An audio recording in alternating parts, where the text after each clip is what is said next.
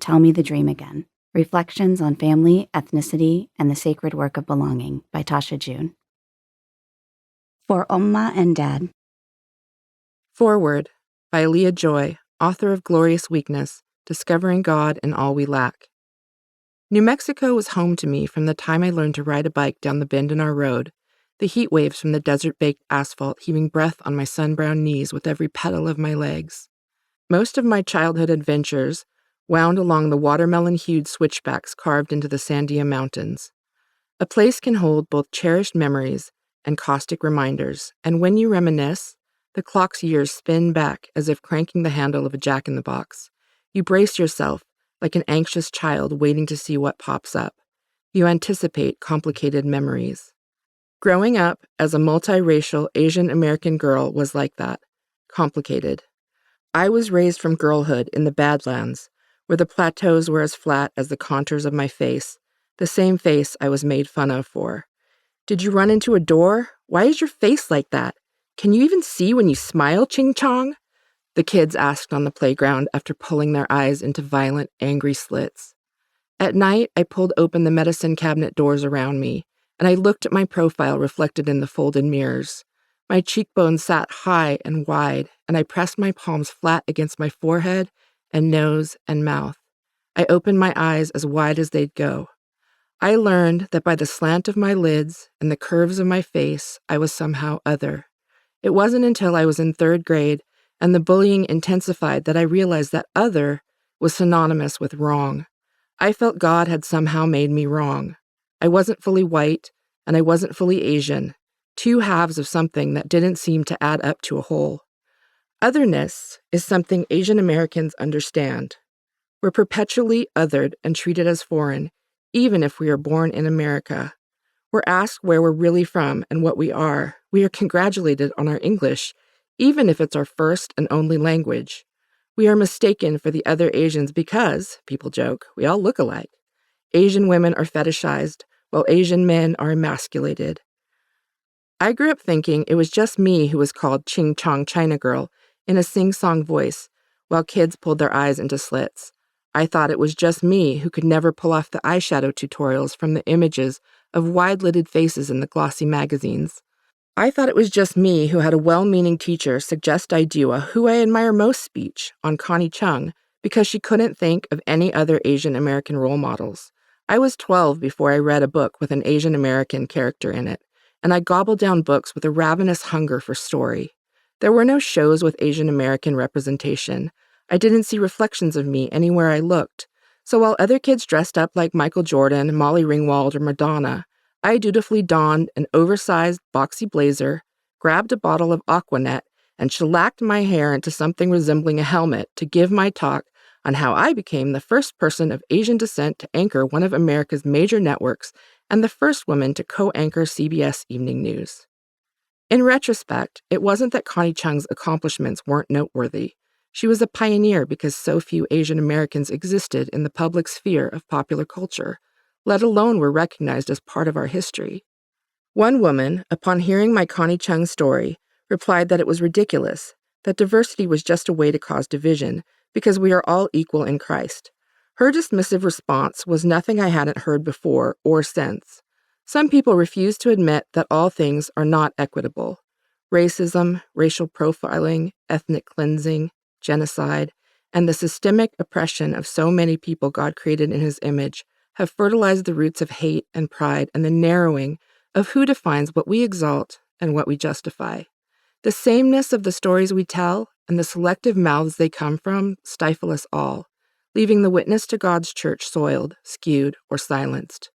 We were made for more, yet we often fail to see that diversity has often meant disparity. But ethnicity was God's initiative, His creative manifesto, to paint humanity with vibrancy, color, and timbre, to make each freckle, each speck of color in the iris, to coil hair in wiry locks or lay them smooth like straw, to soak our skin in 1,000 colors and paint them over the bodies of His creation. God chose to form languages that click and hum and roll off tongues or rattle in the throat like the whir of a bumblebee, to make words that purr and sing in a prism of different notes. In recent years, as I began to write publicly, I met other Asian American writers online who gave voice to similar struggles. We connected over common experiences, shared burdens, and kindred revelations. Some of us formed an intimate group of Korean American Christian women writers and called ourselves the Kimchi Sisterhood. When one of us was going through a particularly trying time, the sentiment we all chimed in with was, "Have you eaten?" A very Asian way of expressing love and care is to literally feed one another. A Korean mom will stuff you with love in the shape of dumplings or stews or all manner of steaming bowls. Since we're scattered across the states, our love often arrived through DoorDash or Uber Eats. Nourishing bellies nourishes souls. When Tasha shared her dreams for this book, I championed her voice and begged for the opportunity to gobble up the pages because I knew the best books don't just give us a glimpse into someone else's story, they help us reveal our own. I knew her words would be nourishment for my soul, like seaweed soup, myeokguk, a healing salve for new growth and flourishing and rebirth. A love song to all of us who haven't always been taught we are fearfully and wonderfully made. I dog-eared pages and scribbled notes in the margins of her manuscript, but I didn't just see glimpses of myself, of my deep desire for belonging, or the ways our stories mirrored each other. In Tasha's beautiful words, I saw an expansive view of a creative, loving, and merciful God who calls us good and invites us to shalom, to be fully present in our unique identities, a God who made us purposefully, divinely setting us in body and place and ethnicity and culture for such a time as this, a God who knew that only a body of many different parts would ever be able to reflect his glory. Prologue.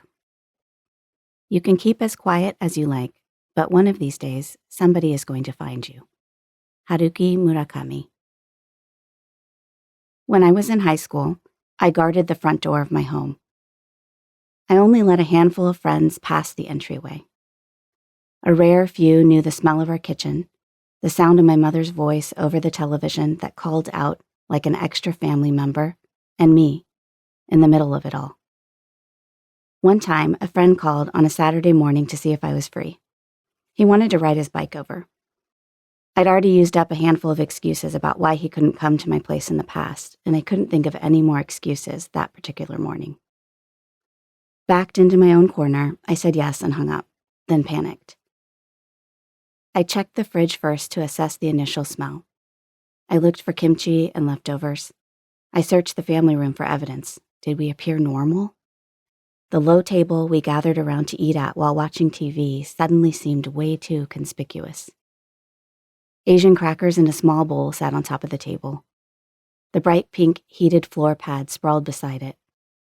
All the things that were familiar and normal to me stared back as if we were in a face-off. Whose normal would win, mine or my friends?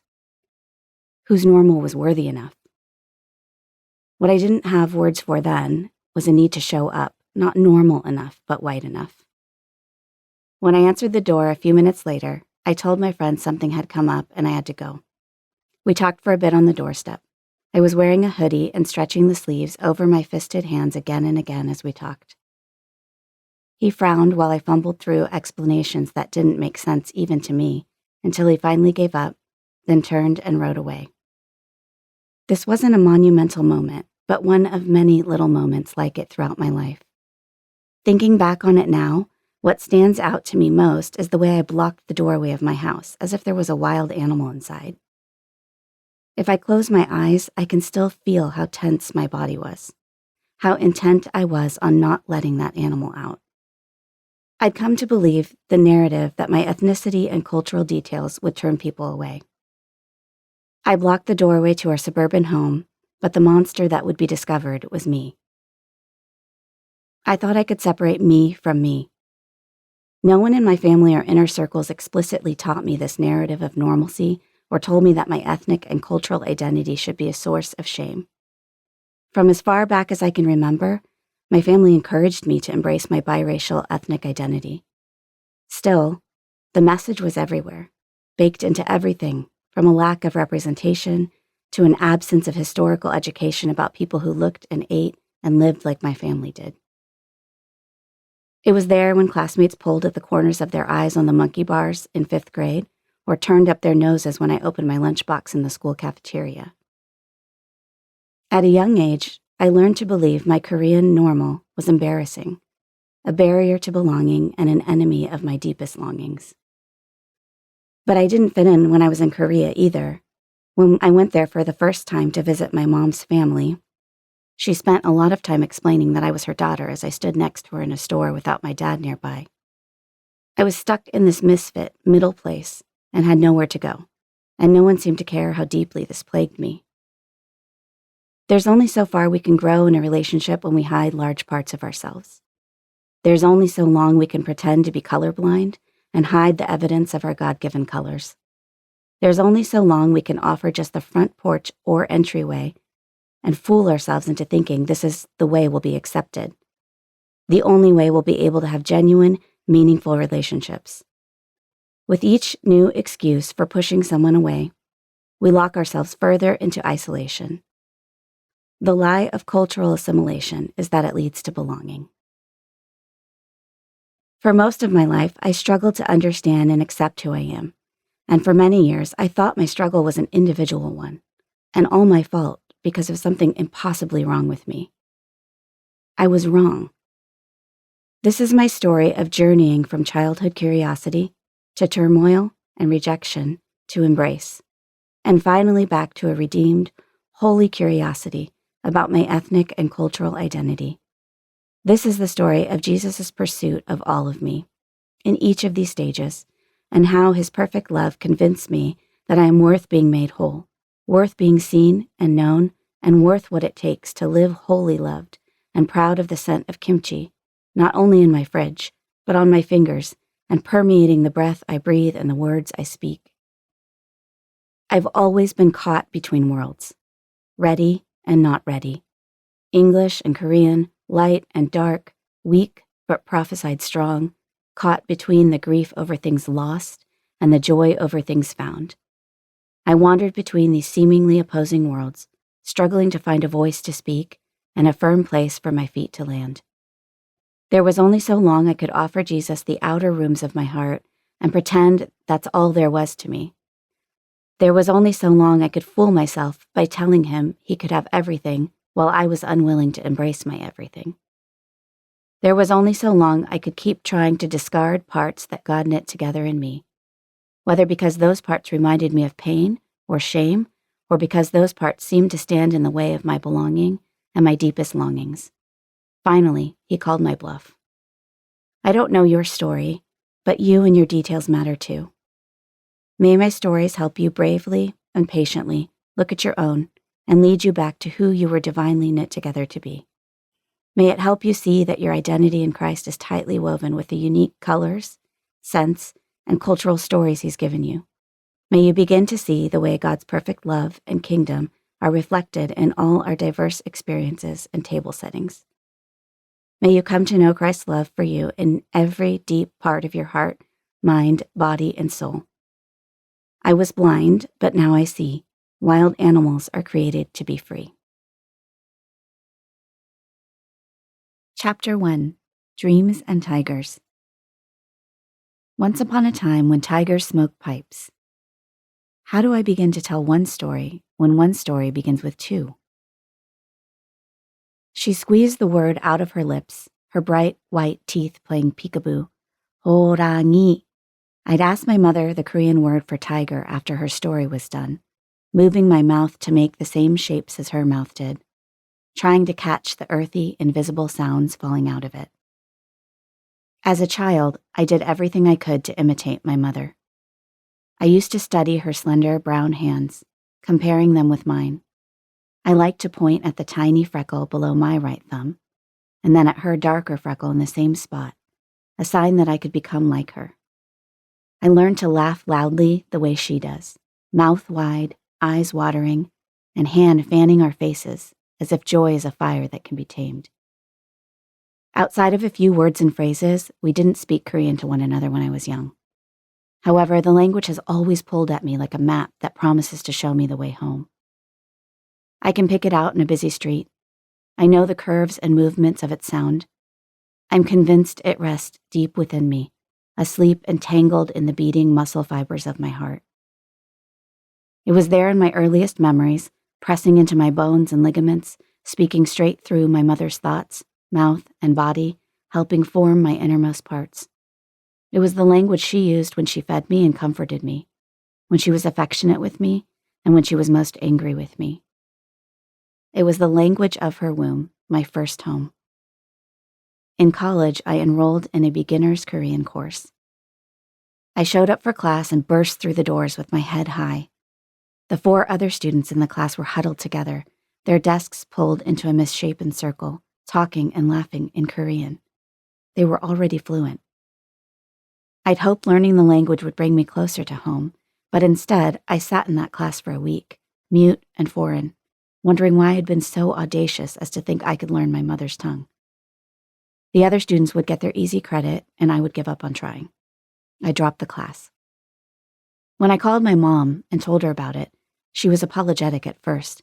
"Aigo," she said, trying to simultaneously comfort and patronize me. "I should have taught you more when you little." She kept going, like a song, reaching its crescendo. "But you so stubborn.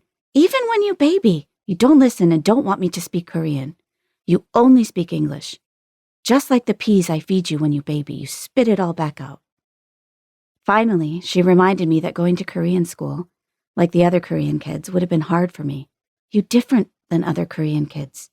Other Korean kids already know how to speak and have both Korean mommy and daddy to talk to at home. You only have me, and you so soft, and we move all the time." I remember the year I covered the wall of my room with Teen Bop magazine pictures. My mom would come in, shaking her head, making comments about how American I was. I would overhear her telling my dad how she regretted not teaching me Korean and how she wanted to enroll me in Korean school. But then she'd argue with herself while my dad listened. She knew the weight of bloodlines and the names thrown at kids like my sister and me, and she knew she wouldn't be able to shield us from those things. She didn't know that even if we didn't go to Korean school, those things would reach for us through geography and generations. For a long stretch of years, moving kept us busy enough.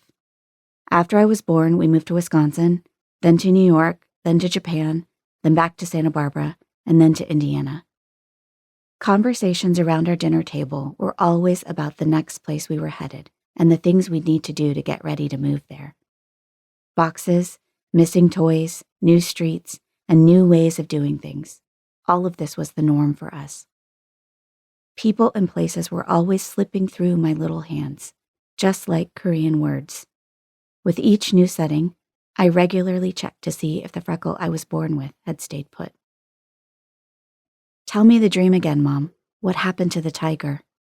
I studied her features, admiring her high, rounded cheekbones and the way her black hair framed the edges of her face, falling stiff and sharp at her collarbone, like the ends of a bristle hairbrush. She sighed at my curious insistence. It was night in my dream, stars everywhere. I watched them, then one kept getting bigger. The light of that star got brighter and brighter. As it grew, it started to turn into a tiger. The white light changed to tiger colors. Then I could see the tiger's face. It opened its mouth and roared. It was so loud. My heart was shaking. Then I looked at its face, and it was you. Tiger was you. I hung on to every word, my heart lifting to the top of my chest. My face held as steady as a poker player, hoping against all odds that the hand I'd been dealt in dreams could actually play out. "Horangi," I said, "is that right?" To this day, she has a way of letting me know that I don't say it quite right. It's a sigh, a giggle, or an eye roll, or maybe she repeats it back to me, all to remind me of the chasm of misunderstanding between us.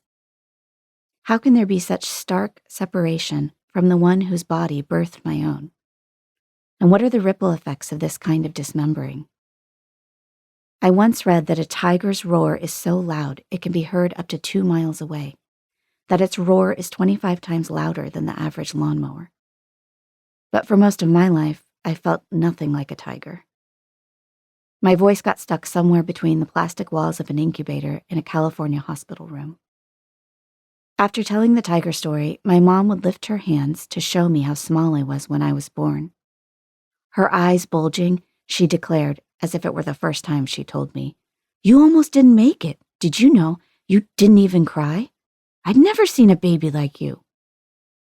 My body hesitated at birth. It wasn't ready. To this day, my mom refers to that first hesitation as the reason I respond slowly to most things. As I was wrapped up in her tiny womb, the God of the universe formed my limbs, shaped my eyes, and decided to give me my mother's thick, dark hair. Her songs and cries were the first I heard. It was the preferences of her taste buds that were passed down to me. Her body couldn't keep me as long as it was supposed to. Her water broke at Knott's Berry Farm while my sister and dad rode a roller coaster and she waited for them on a nearby bench, hands on her rounded belly. I was forced into the world 3 months before my due date, ready or not. My lungs weren't finished developing, and upon arrival, I couldn't breathe. 6 months of maternal words and songs weren't enough to break my silence. The doctors rushed me in a helicopter from a small Goleta hospital to Santa Barbara Cottage Hospital. No one knew whether life would be too much of a burden for my frail lungs or whether, by a whisper and a prayer, I would come through. I entered the world without a voice. Somewhere, someone announced, "It's a girl," but I couldn't respond to their welcome. For the first 21 days of my life, I lived in an incubator. Wires intruded on my isolation while connecting me to a possible future outside the hospital walls. Though I couldn't be fully embraced, fingers and voices reached for me through holes. Prayers spoken to Hananim hung over my compact frame like a blanket. After I was born, my mom said she felt stronger than she ever had. My dad provided evidence of her words on the pages of a bright pink 70s-era baby book. The cover featured a pale, cream-colored, cloth diaper-clad baby with blonde, wispy hair and sky-blue eyes. In the margins, he jotted down details in pencil about how my mom and I were doing. He wrote that a few days into my mom's recovery, she felt ready to fight for me to live in any and every way she can. As a child, I stared at the baby on the front along with the pictures of me taped on the pages. I was half the size of the baby on the cover, and I thought my tiny, preemie body with dark hair looked like an alien. When my parents were finally able to bring me home, my mom fed me and fed me. She poured all her worry about my survival into baby bottles and then into spoons and rice bowls. By the time I was a year old, strangers would stop her as she carried me or pushed me in a stroller to comment on how chubby I was. She fed me until I resembled an Asian version of that blonde baby on the book cover, and more. In Korean culture, tigers are symbols of strength and power. They are everywhere, from paintings to sculptures that guard tombs. Many Koreans believe that the geographic outline of the Korean peninsula mimics the shape of a tiger lying down. Years ago, some Korean folktales began with "When Tigers Smoked," the way Western folktales might begin with "Once Upon a Time." According to legend, there was a time when tigers not only roamed the mountainous land of Korea, but also walked around smoking pipes like Gandalf the Grey. The beloved tiger, the national animal of my mother's homeland, is now extinct in Korea. But the stories live on, and every now and then someone claims to see one, whether in the mountains or somewhere in their dreams. I am the least likely to carry my own tiger story. I've always felt unfit as a Korean, but somehow too Korean everywhere else. The horangi, tiger from my mother's dreams, has lived in my thoughts, silently roaming the backdrop of my imagination for most of my life. At some point, this tiger who became a girl among the stars went from a recurring dream to a story I clung to. I've kept this story tucked away like a treasure I've come back to again and again throughout my life. A treasure I wanted to understand but was afraid of. We often search everywhere else to find the story we're looking for, but the story we're born looking for is our own. It's the one pressed into our broken bodies at birth, strung among our thoughts and brainwaves. It's the one that dances to the beat of our hearts, imprinted with our mother's and father's dreams, and given to us with power and loving intention. It's this very story, our own story, connected to those of our mothers and fathers and their mothers and fathers before them, through which Jesus pursues us and is with us.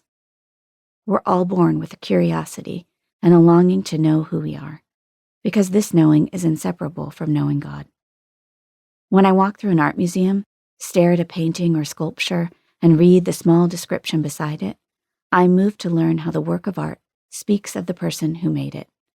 It carries a message from the heart of the artist. To ignore the details of the piece is to miss the power of its voice. Each work of art drips with purpose and reflection, echoing the time in which it was made and the one who made it. Every color, shape, drip, expression, shadow, and medium was chosen intentionally. In the same way, we are created beings lovingly brought to life by our Creator. When we explore the facets and details of our design, the pages of our stories, and the palette of people and places we've come from, we find the purpose and loving intention of our Creator God. We've been birthed into the world with a collection of unfinished stories, painted in brushstrokes alongside organs and skin. My husband and I ordered one of those DNA testing kits a few years ago. We were both excited to spit into our little plastic containers and ship them off to find out more information about who we are. I thought about all the questions I've had stored inside since I was a kid. The ones I incessantly asked my parents, the ones I wrote in messy cursive across my journal pages, the ones tossed around in my mind, like wet clothes turning in a dryer without heat. We filled our family trees, sending text messages and emails to our families to check names and make sure we got things right as we built one branch after another. Each person added new hints to work through, and each hint led to new discoveries. On my dad's side, I could go back in time, looking at names and documents from generations and generations before me, from Dutch immigrant farmers who signed their names at Ellis Island, to Canadian immigrants, to British pastors, to ancestors from a specific area of Ireland. I followed the tree lines that reach back into the Netherlands and Great Britain and keep branching through time and generations. I Googled the cities where my ancestors lived, trying to imagine what life was like for them and what they woke up to every day. Countless pictures of villages in England, Ireland, and the Netherlands popped up on my screen. I couldn't get enough of looking at the images or saying the names out loud, trying to pronounce them while imagining the lives of my great-great-grandparents. On my mom's side, I can go back only as far as her parents. My family tree looks like a one-winged butterfly. There are no hints or leads to filter through. There are only invisible questions. I have dreams and stories, tiny clues in my taste buds, and my dark hair and eyes. Whenever I ignore those clues that speak through every mirror, whenever I dismiss every craving in my mind and stomach, it feels like a personal rejection. The lack of information on my mother's side, the inability to connect the genealogical dots, tells unnamed stories of injustice, wrongdoing, and oppression.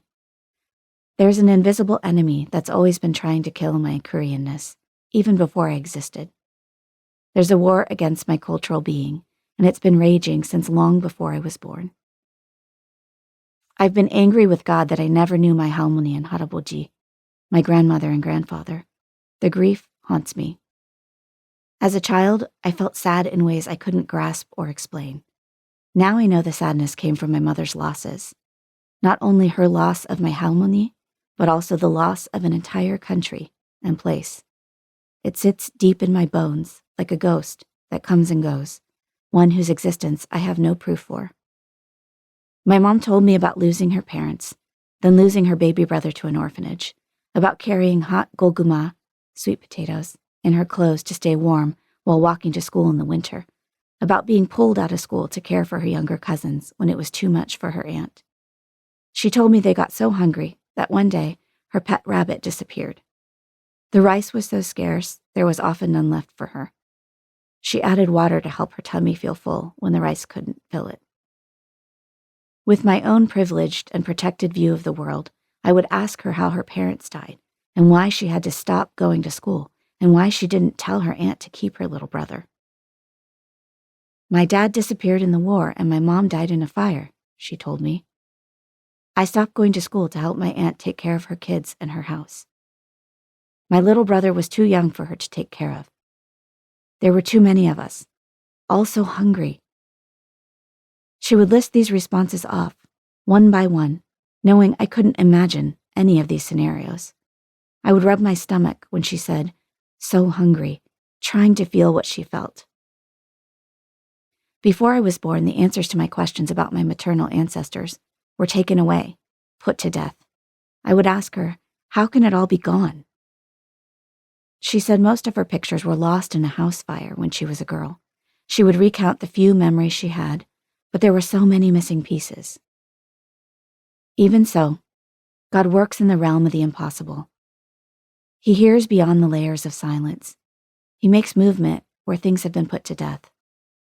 If we listen closely, look intently, and stay a while, we will find ways to rebuild what was removed or silenced.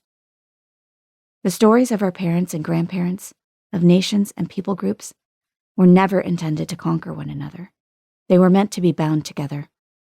The world tells us that the only way to evolve is for one story to win, while the other story assimilates until it's invisible. The world tells us that we can move on without those stories, that we can let the past be the past, as if there's a clean boundary when it comes to time. But it was never meant to be that way. Our stories and our very beings are made to reflect the image of God together. The wombs we're born from, like the dust and rib God held and created from, are made to matter to one another. He placed his image in Adam and Eve. He looked into their eyes, male and female, and all who had come from them, like you and me, and saw the fullness of his own reflection. A few years ago, my mom mentioned that she wished we could be together for Chuseok, an important Korean celebration in the fall. It was September, and the kids had just started a new school year. I asked her to tell me about it, and she said it was a holiday where families took time off work to be together. They ate rice cakes, and children bowed to their elders and dressed in traditional hanbok to celebrate the fall harvest. I peppered her with more questions, and soon I could tell she was overwhelmed and flustered by the amount of information I was asking for. I knew she wished I just understood, like a Korean daughter should, and yet I had no past experience to look back on. It's strange to rely on Google and DNA apps to understand who I am and who my ancestors are. When my mom doesn't know how to describe something, I ask the internet. It's how I learned what I was supposed to do for my mom's Hangguap, her 60th birthday celebration. It's how I found out that most of the Korean words I know are lullabies, phrases about passing gas, or ways to cuss someone out. It's how I found maps to show my kids where their halmoni is from, and how I found more Korean books and resources to learn things I feel I should already know.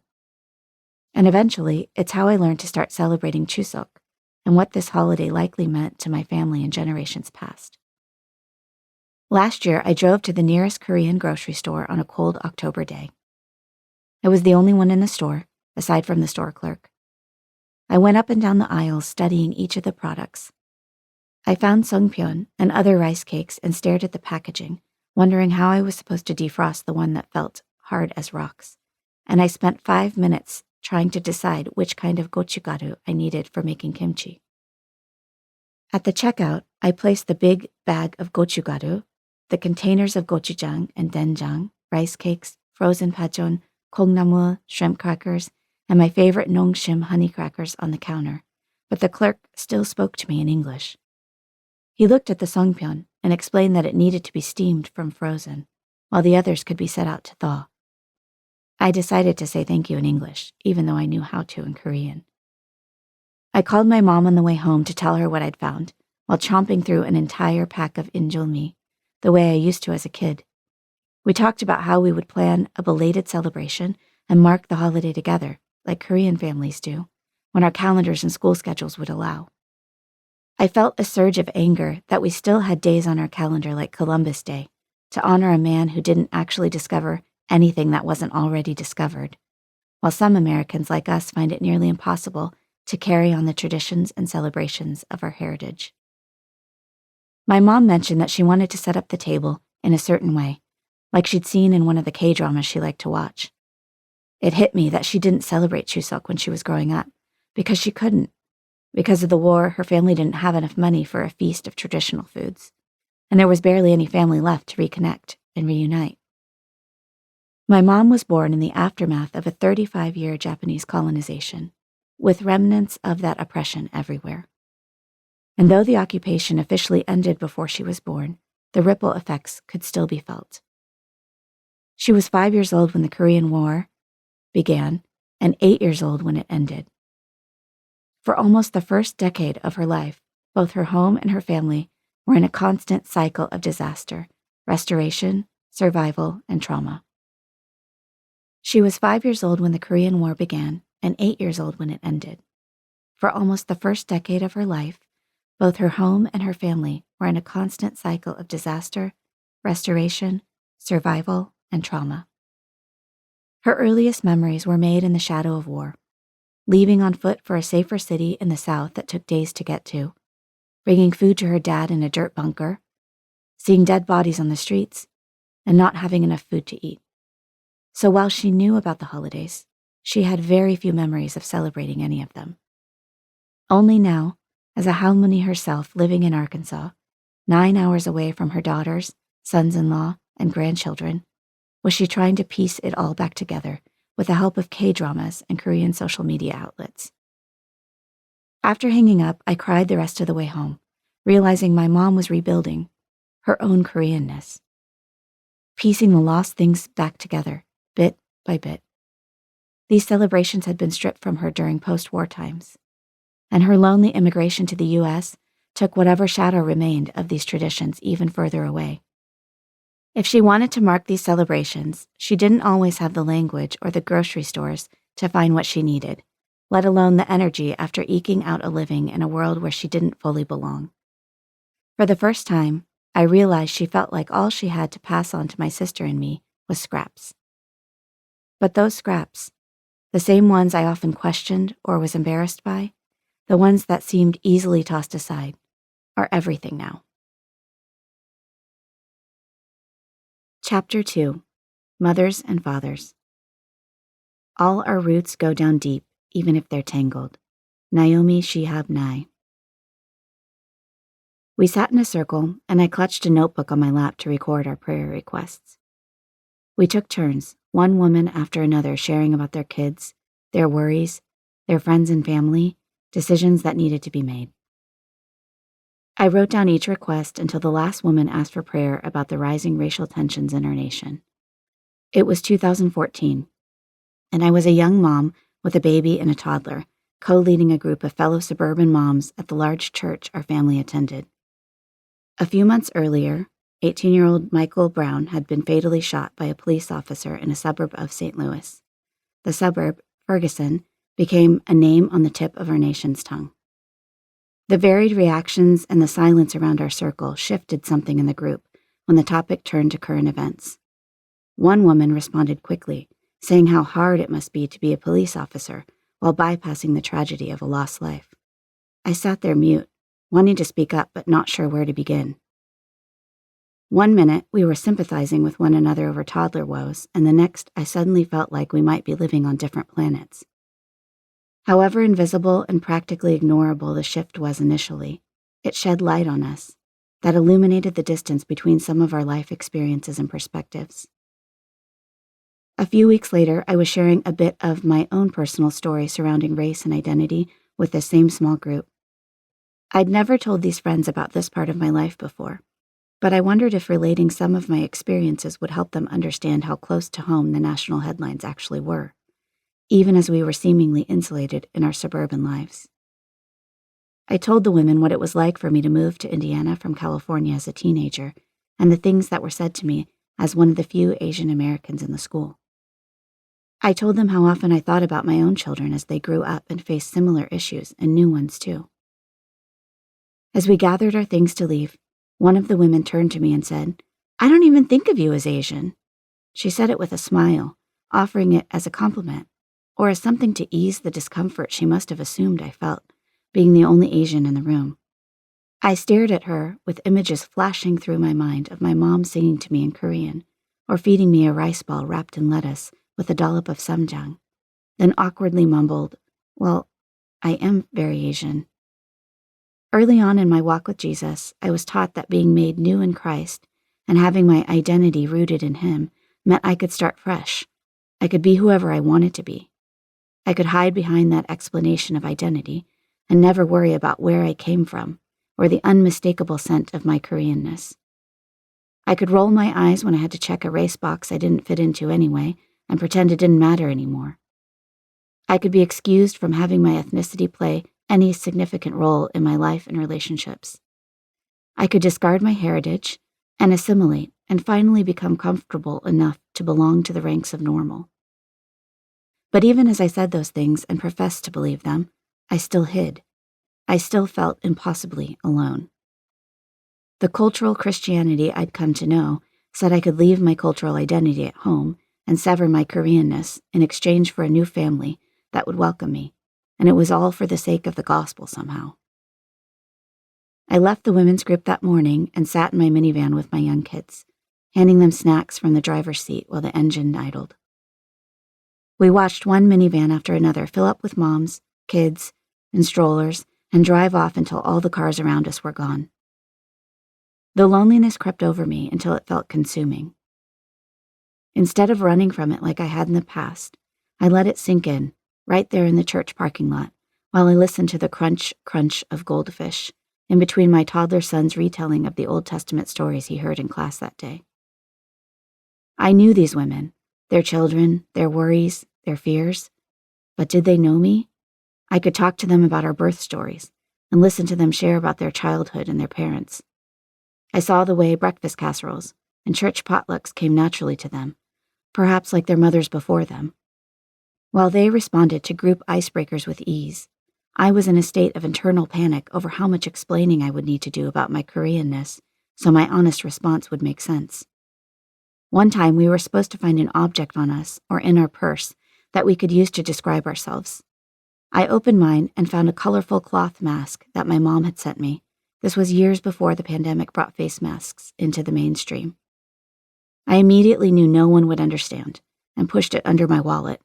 I didn't want to be a culture teacher or offer something about Asian culture for everyone to laugh at in my attempt to explain a normal part of my life and my relationship with my mom. I don't remember what item I ended up choosing, but I'm pretty sure it didn't mean much to me. Now I knew I could be there among them, leading, laughing, listening, and still allow myself to be unseen. For the sake of some false sense of unity, we could refrain from discussing politics, current events, and whether we'd vaccinated our kids, but that didn't mean those topics weren't under the surface. Was this the selfless laying down that was required of me for the sake of community and unity? Was this the burden that everyone was expected to carry, or were only the women of color expected to do that? And what about the echoes of my mother and father? What about my first taste buds, not the ones I acquired to attend, belong, pitch in, and survive in places like this? Would these friends I loved ever see me in the land where tigers once smoked pipes? Or is that too much to ask of those I called friends? In the following months, the more I brought up recent news events or talked about the Black Lives Matter movement or shared a little more about my own story, the more alienated I felt. I had chosen not to share those things in the past, but I couldn't hold them in any longer. As I read the news and watched what was happening in the world, it was as if those things reached for me and peeled back my own layers of self-protection and self-preservation. Simultaneously, as a new mom, I couldn't help but feel a growing urgency as I looked into my young son's eyes, wondering what kind of world my children would grow up in. I also knew that if I didn't take the risk of sharing honestly what was on my heart, I would never be able to fully belong in a place that had become dear to me. I brought these things up not to stir the pot or ruffle feathers, but because I couldn't pretend or ignore them any longer. I knew it wasn't my responsibility to give others an easier, more familiar version of myself to love.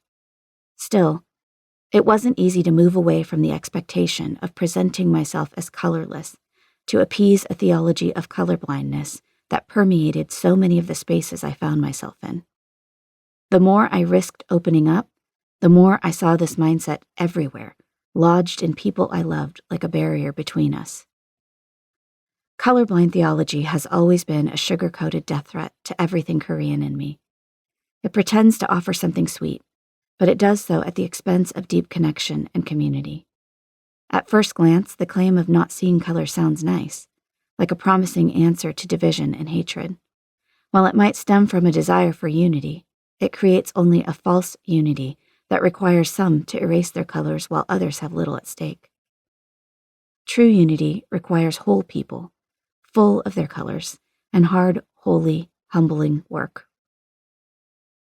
When my dad brought my mom home to meet his parents for the first time, my mom said Grandpa Dallas stared at her without speaking for at least 30 minutes.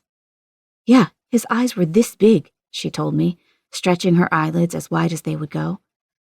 He'd never had an Asian person like me in the house before. She pointed at herself, chuckling as if she just told a joke.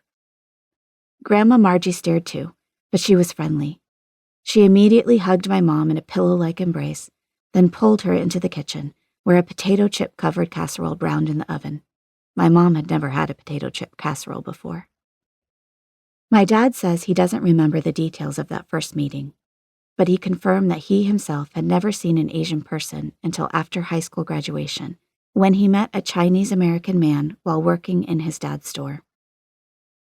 It was the late 60s, and soon after that, he would join the Navy, go to boot camp, then fly to the Philippines and board his first naval ship, the Guadalupe. He met my mom when he was back on U.S. soil, when she waited on him at a restaurant. I loved listening to my parents tell stories of their friendship and how that friendship led to trust and eventually to a proposal at the foot of Serra Cross, La Loma de la Cruz, with the city of Ventura ahead and the Pacific Ocean behind. My mom likes to tell my sister and me how many times she cut and dyed her own hair during that time, and how my typically calm and steady dad responded with shock and surprise. Once she cut pixie short bangs, another time she dyed her hair orange to match her burnt orange Volkswagen Bug. They told us how my dad used to scuba dive and bring her lobsters and sea urchins. They'd go hiking and have picnics, and I sensed their world was simple and kind then, like a window when time stopped in between their completely incompatible pasts, promising them the future.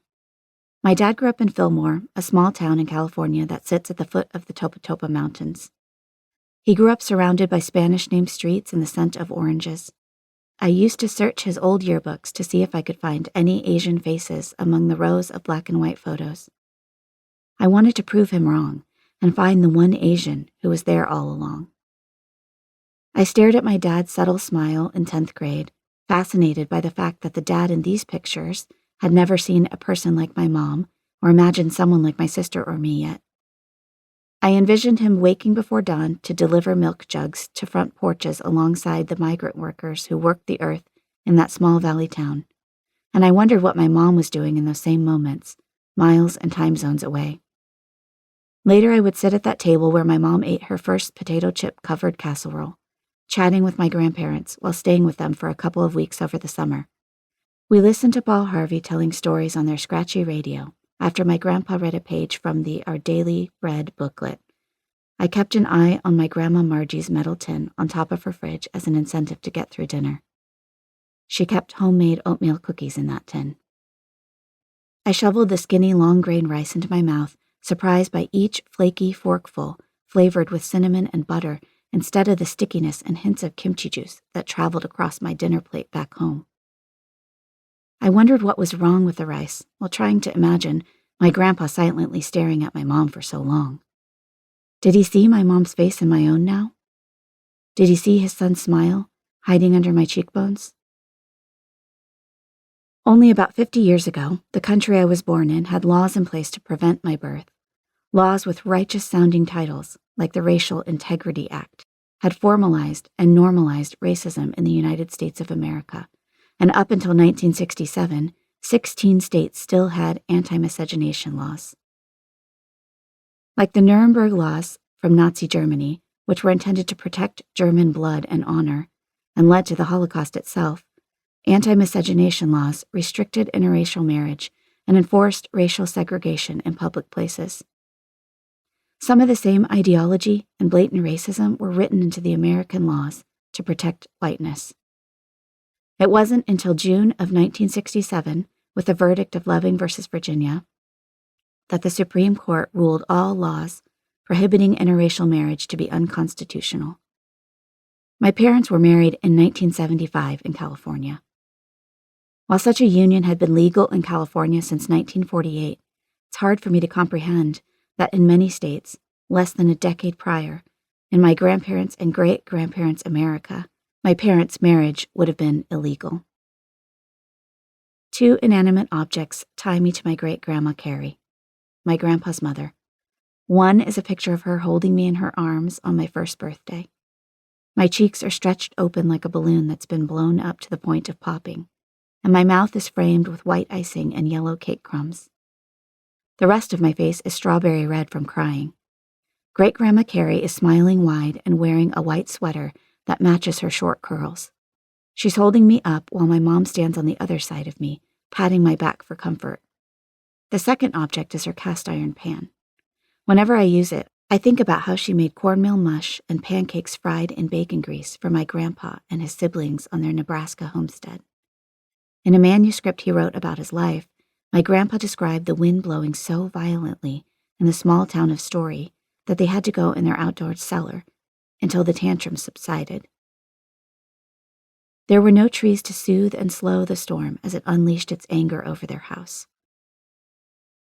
I tried to imagine being a mother who had to hide her kids underground, leaving everything in the house, like that cast iron pan, with no guarantee those belongings would remain a few minutes later.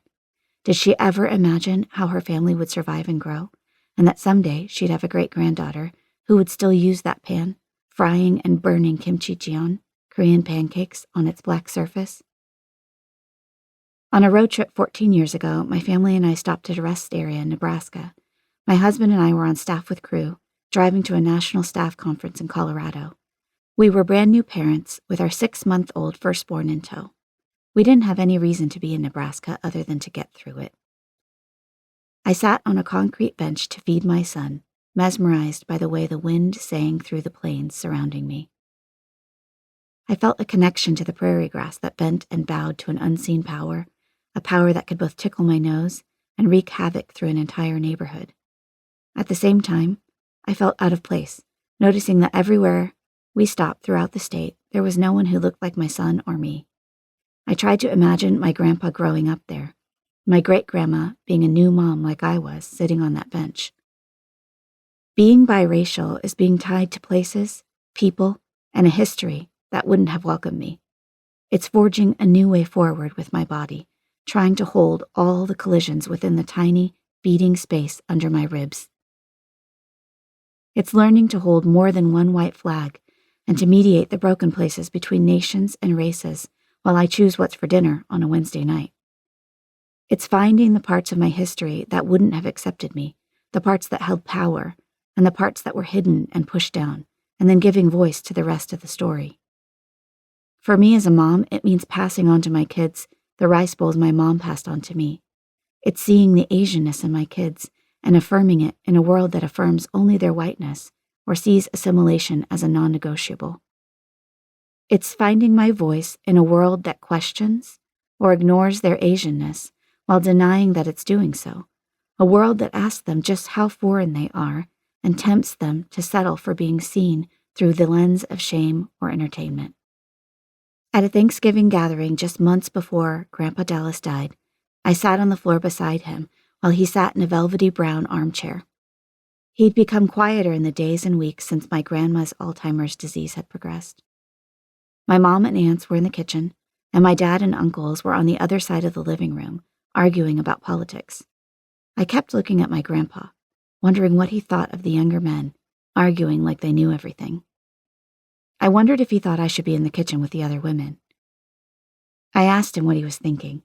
He turned to me and said, "Keep writing. You're going to be like Moses someday, making a new way. I just know it." Between the two groups of our family, with one arguing and the other clanking pots and pans, it felt like we were the only two people in the house. In the rare moments when my mom sat down to play or rest with me when I was growing up, she turned childlike.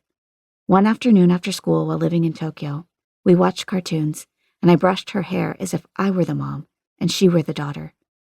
When she brushed my hair, I got teary from the pull of tangles, but when I brushed hers, her tears fell from the grief over not having someone to brush her little girl tangles away. She told me how she would do anything to have her mom brush her hair. She said if she could go back, she'd never complain about how her mom told her what to do. She said all she remembers is complaining, and then her mom was gone. What do you mean she was gone? I asked her. She shook her head and said I wouldn't understand. She sat on the floor and cried for her mother, while I sat silent on the couch behind her, towering over her bent, shaking shoulders.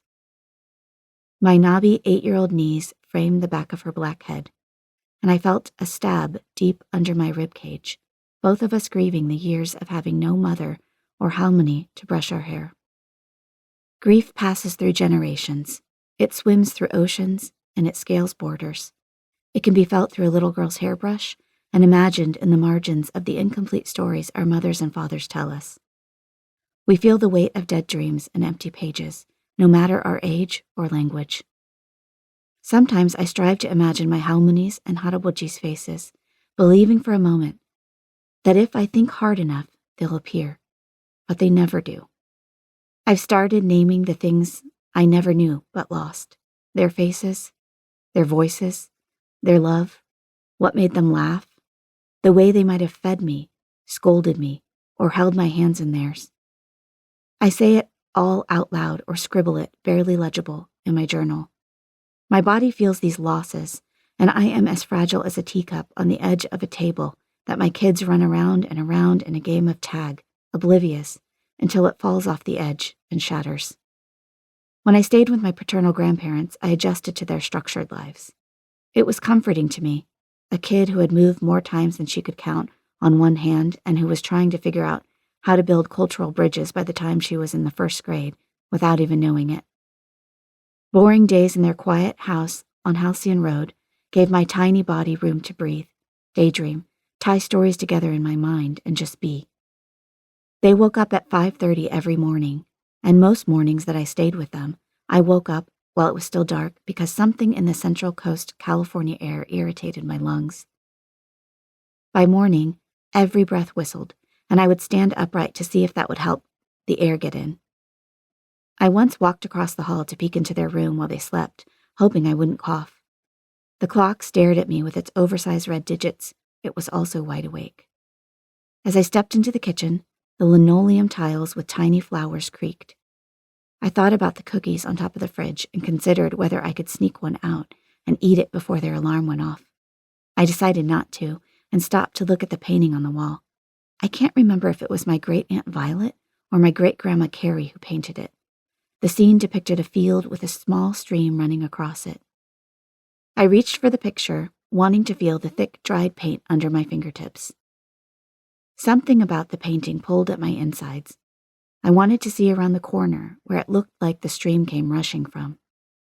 Even then, as a little girl, I was homesick for something more than any home I'd ever known. I wanted to belong to these places I'd never been to before, the ones that wouldn't have had a little Asian girl in them. I scurried back to the warmth of the guest room bed. Once my grandparents woke up, I listened to them shuffle around in the room next to mine. They used the bathroom, opened and closed drawers, then eventually came out in matching red and blue jumpsuits for their morning walk. I popped out of bed, got dressed, and found my shoes. We walked out of the house, then down a couple of short blocks before we were on one of the main streets of Arroyo Grande. We passed the old pink Victorian home that was turned into an inn, and my grandpa stopped and picked a plum from the tree in front of it. He wiped it off on his jumpsuit, then handed it to me with a big smile. As I bit into it, the juice squirted from the sides of my mouth and dripped down my face toward my chin. It was perfect. My grandparents laughed, delighted to see me enjoying the fruit they offered me. One afternoon, my grandma sat me down in an orange and brown plaid chair by the front door. She usually brought me along for whatever chore or activity she had planned for the day. Sometimes she sat down to play Uno with me, but mostly she kept her hands busy. I sat in the chair while she knelt beside me and faced me, smiling. I didn't know where to put my hands. I kept looking from her to the door to the table next to me until she reached into a drawer and pulled out a little booklet. She moved at a slower pace than usual, like she was trying to capture peace from the air and make the room stand still. She looked at me and asked, Have your mom and dad ever shared about Jesus with you? I rolled through my memories, trying to remember what they told me. A random Sunday school memory from a random church we tried somewhere. I didn't remember where, because we'd only gone once, came to mind. We made a butterfly craft. I colored it in blue and purple, then cut it out with scissors that hurt my hand because they were too small. I remembered something on a chalkboard about Jesus making our lives new like butterflies, and how the lesson gave me a fluttery feeling in my chest. I looked at my grandma. I think so, I said. Jesus makes us into butterflies in heaven, right? She laughed a little and asked if she could share her little booklet with me, and told me how important it was. She read through the pages, each one with a key point: who God was, who God created, how those he created like me had sinned, and how Jesus paid the price for our sins and offered us new life. She closed the little booklet, then looked up and said, "We all need Jesus. Do you feel that need? Do you want him to come into your life?" I felt that same fluttery feeling, without understanding everything she'd read to me. I didn't know anything about what a life with Jesus would be like or feel like, but when she asked me if I felt I needed him, I knew the answer was yes. She invited me onto the floor with her, and we prayed together. I repeated after her, hoping I would still get to be a butterfly someday. When we had rice at their house, I told them about the rice we had at home, how different it was. My grandma just nodded and chuckled. I wasn't sure what she thought about our rice. Did she care? When my grandma filled my bath and handed me a fluffy square washcloth, I told her about the long nylon washcloths I was used to and how my mom would scrub my back to reach the places I couldn't. She walked out and left me alone in the lukewarm water, giggling to herself a little at our Korean bath custom while I wondered who would scrub my back. I come from a legacy of war and community, of survival songs and scandalous sins and unexpected strength. I come from the mountainous lands of Korea and immigrant homesteads built on stolen prairie land in Nebraska. My body has grown from a million bowls of short grain, sticky rice, and the stories of poverty and loss that stick to my insides, and my kids' insides, just the same. To see me and to know me is to hear me bearing witness to these songs and stories while I share prayer requests and bring something other than a casserole to our church potluck. To come close enough to love me is to be willing to change the script about what's allowed to be normal. And it's being willing to question what systems put and keep normal in place. To know me and to love me is to see and welcome my very Asian self in all its uniqueness and complexity, whether that's how I respond during an icebreaker in a church moms group or in the way I am wired to lead and listen. In Jesus' final prayer with the disciples the night before he was led away to be crucified, he prayed for his followers to be united just as he is united with his Father and the Holy Spirit. It's always felt too otherworldly for me to grasp how distinct but intertwined the Trinity is. But then again, when I think of the way I'm irrevocably connected to my mom and dad, to stories that take place in the aftermath of a Korean war and on a homestead in Nebraska, to my grandpa and grandma in Arroyo Grande, and my halmoni and haraboji, whose faces I never knew but see in my own, I feel the gravity of Jesus' final prayer pulling my hands and feet to the common earth below. This ground we stand on has held us from the beginning of creation, burying our sins and fractures, shaking us from its molten lava core to wake up to one another, teaching us with the falling leaves every autumn to lament, mending our brokenness with rain and resurrection every spring, nourishing us with food and gluing us back together the way mud sticks and sloshes until the sun warms it back to dust. The ground where we stand, build, plant, hike, sin, and love is no longer mere dirt, but something more like magic. God's very hands hold the nations and the worlds together as one family and one story, passed down from grandfathers and grandmothers, halmonis and harabojis, mothers and fathers, aunties and uncles, sisters and brothers. These stories come from war-torn Korean streets to central Californian houses with orange trees to reflect the ultimate creator, the Word who was with God in the beginning and is God throughout the rest of all stories, the Abba Father, the hovering Spirit, and the Lamb of God. And through every one of these stories, God has woven in the thread of the Imago Dei, intended to be seen, known, celebrated, and loved. Chapter 3, Shadows and Fig Leaves. We believe the one who has the power. He is the one who gets to write the story. So when you study history, you must ask yourself, whose story am I missing? Whose voice was suppressed so that this voice could come forth? Once you have figured that out, you must find that story too. From there, you begin to get a clearer, yet still imperfect, picture. Ya Jiasi. We moved from Goleta, a little city outside of Santa Barbara, to Noblesville, Indiana, at the end of my 8th grade year. On my first day of school, I wore a white button-up shirt covered in bright yellow, orange, and red flowers.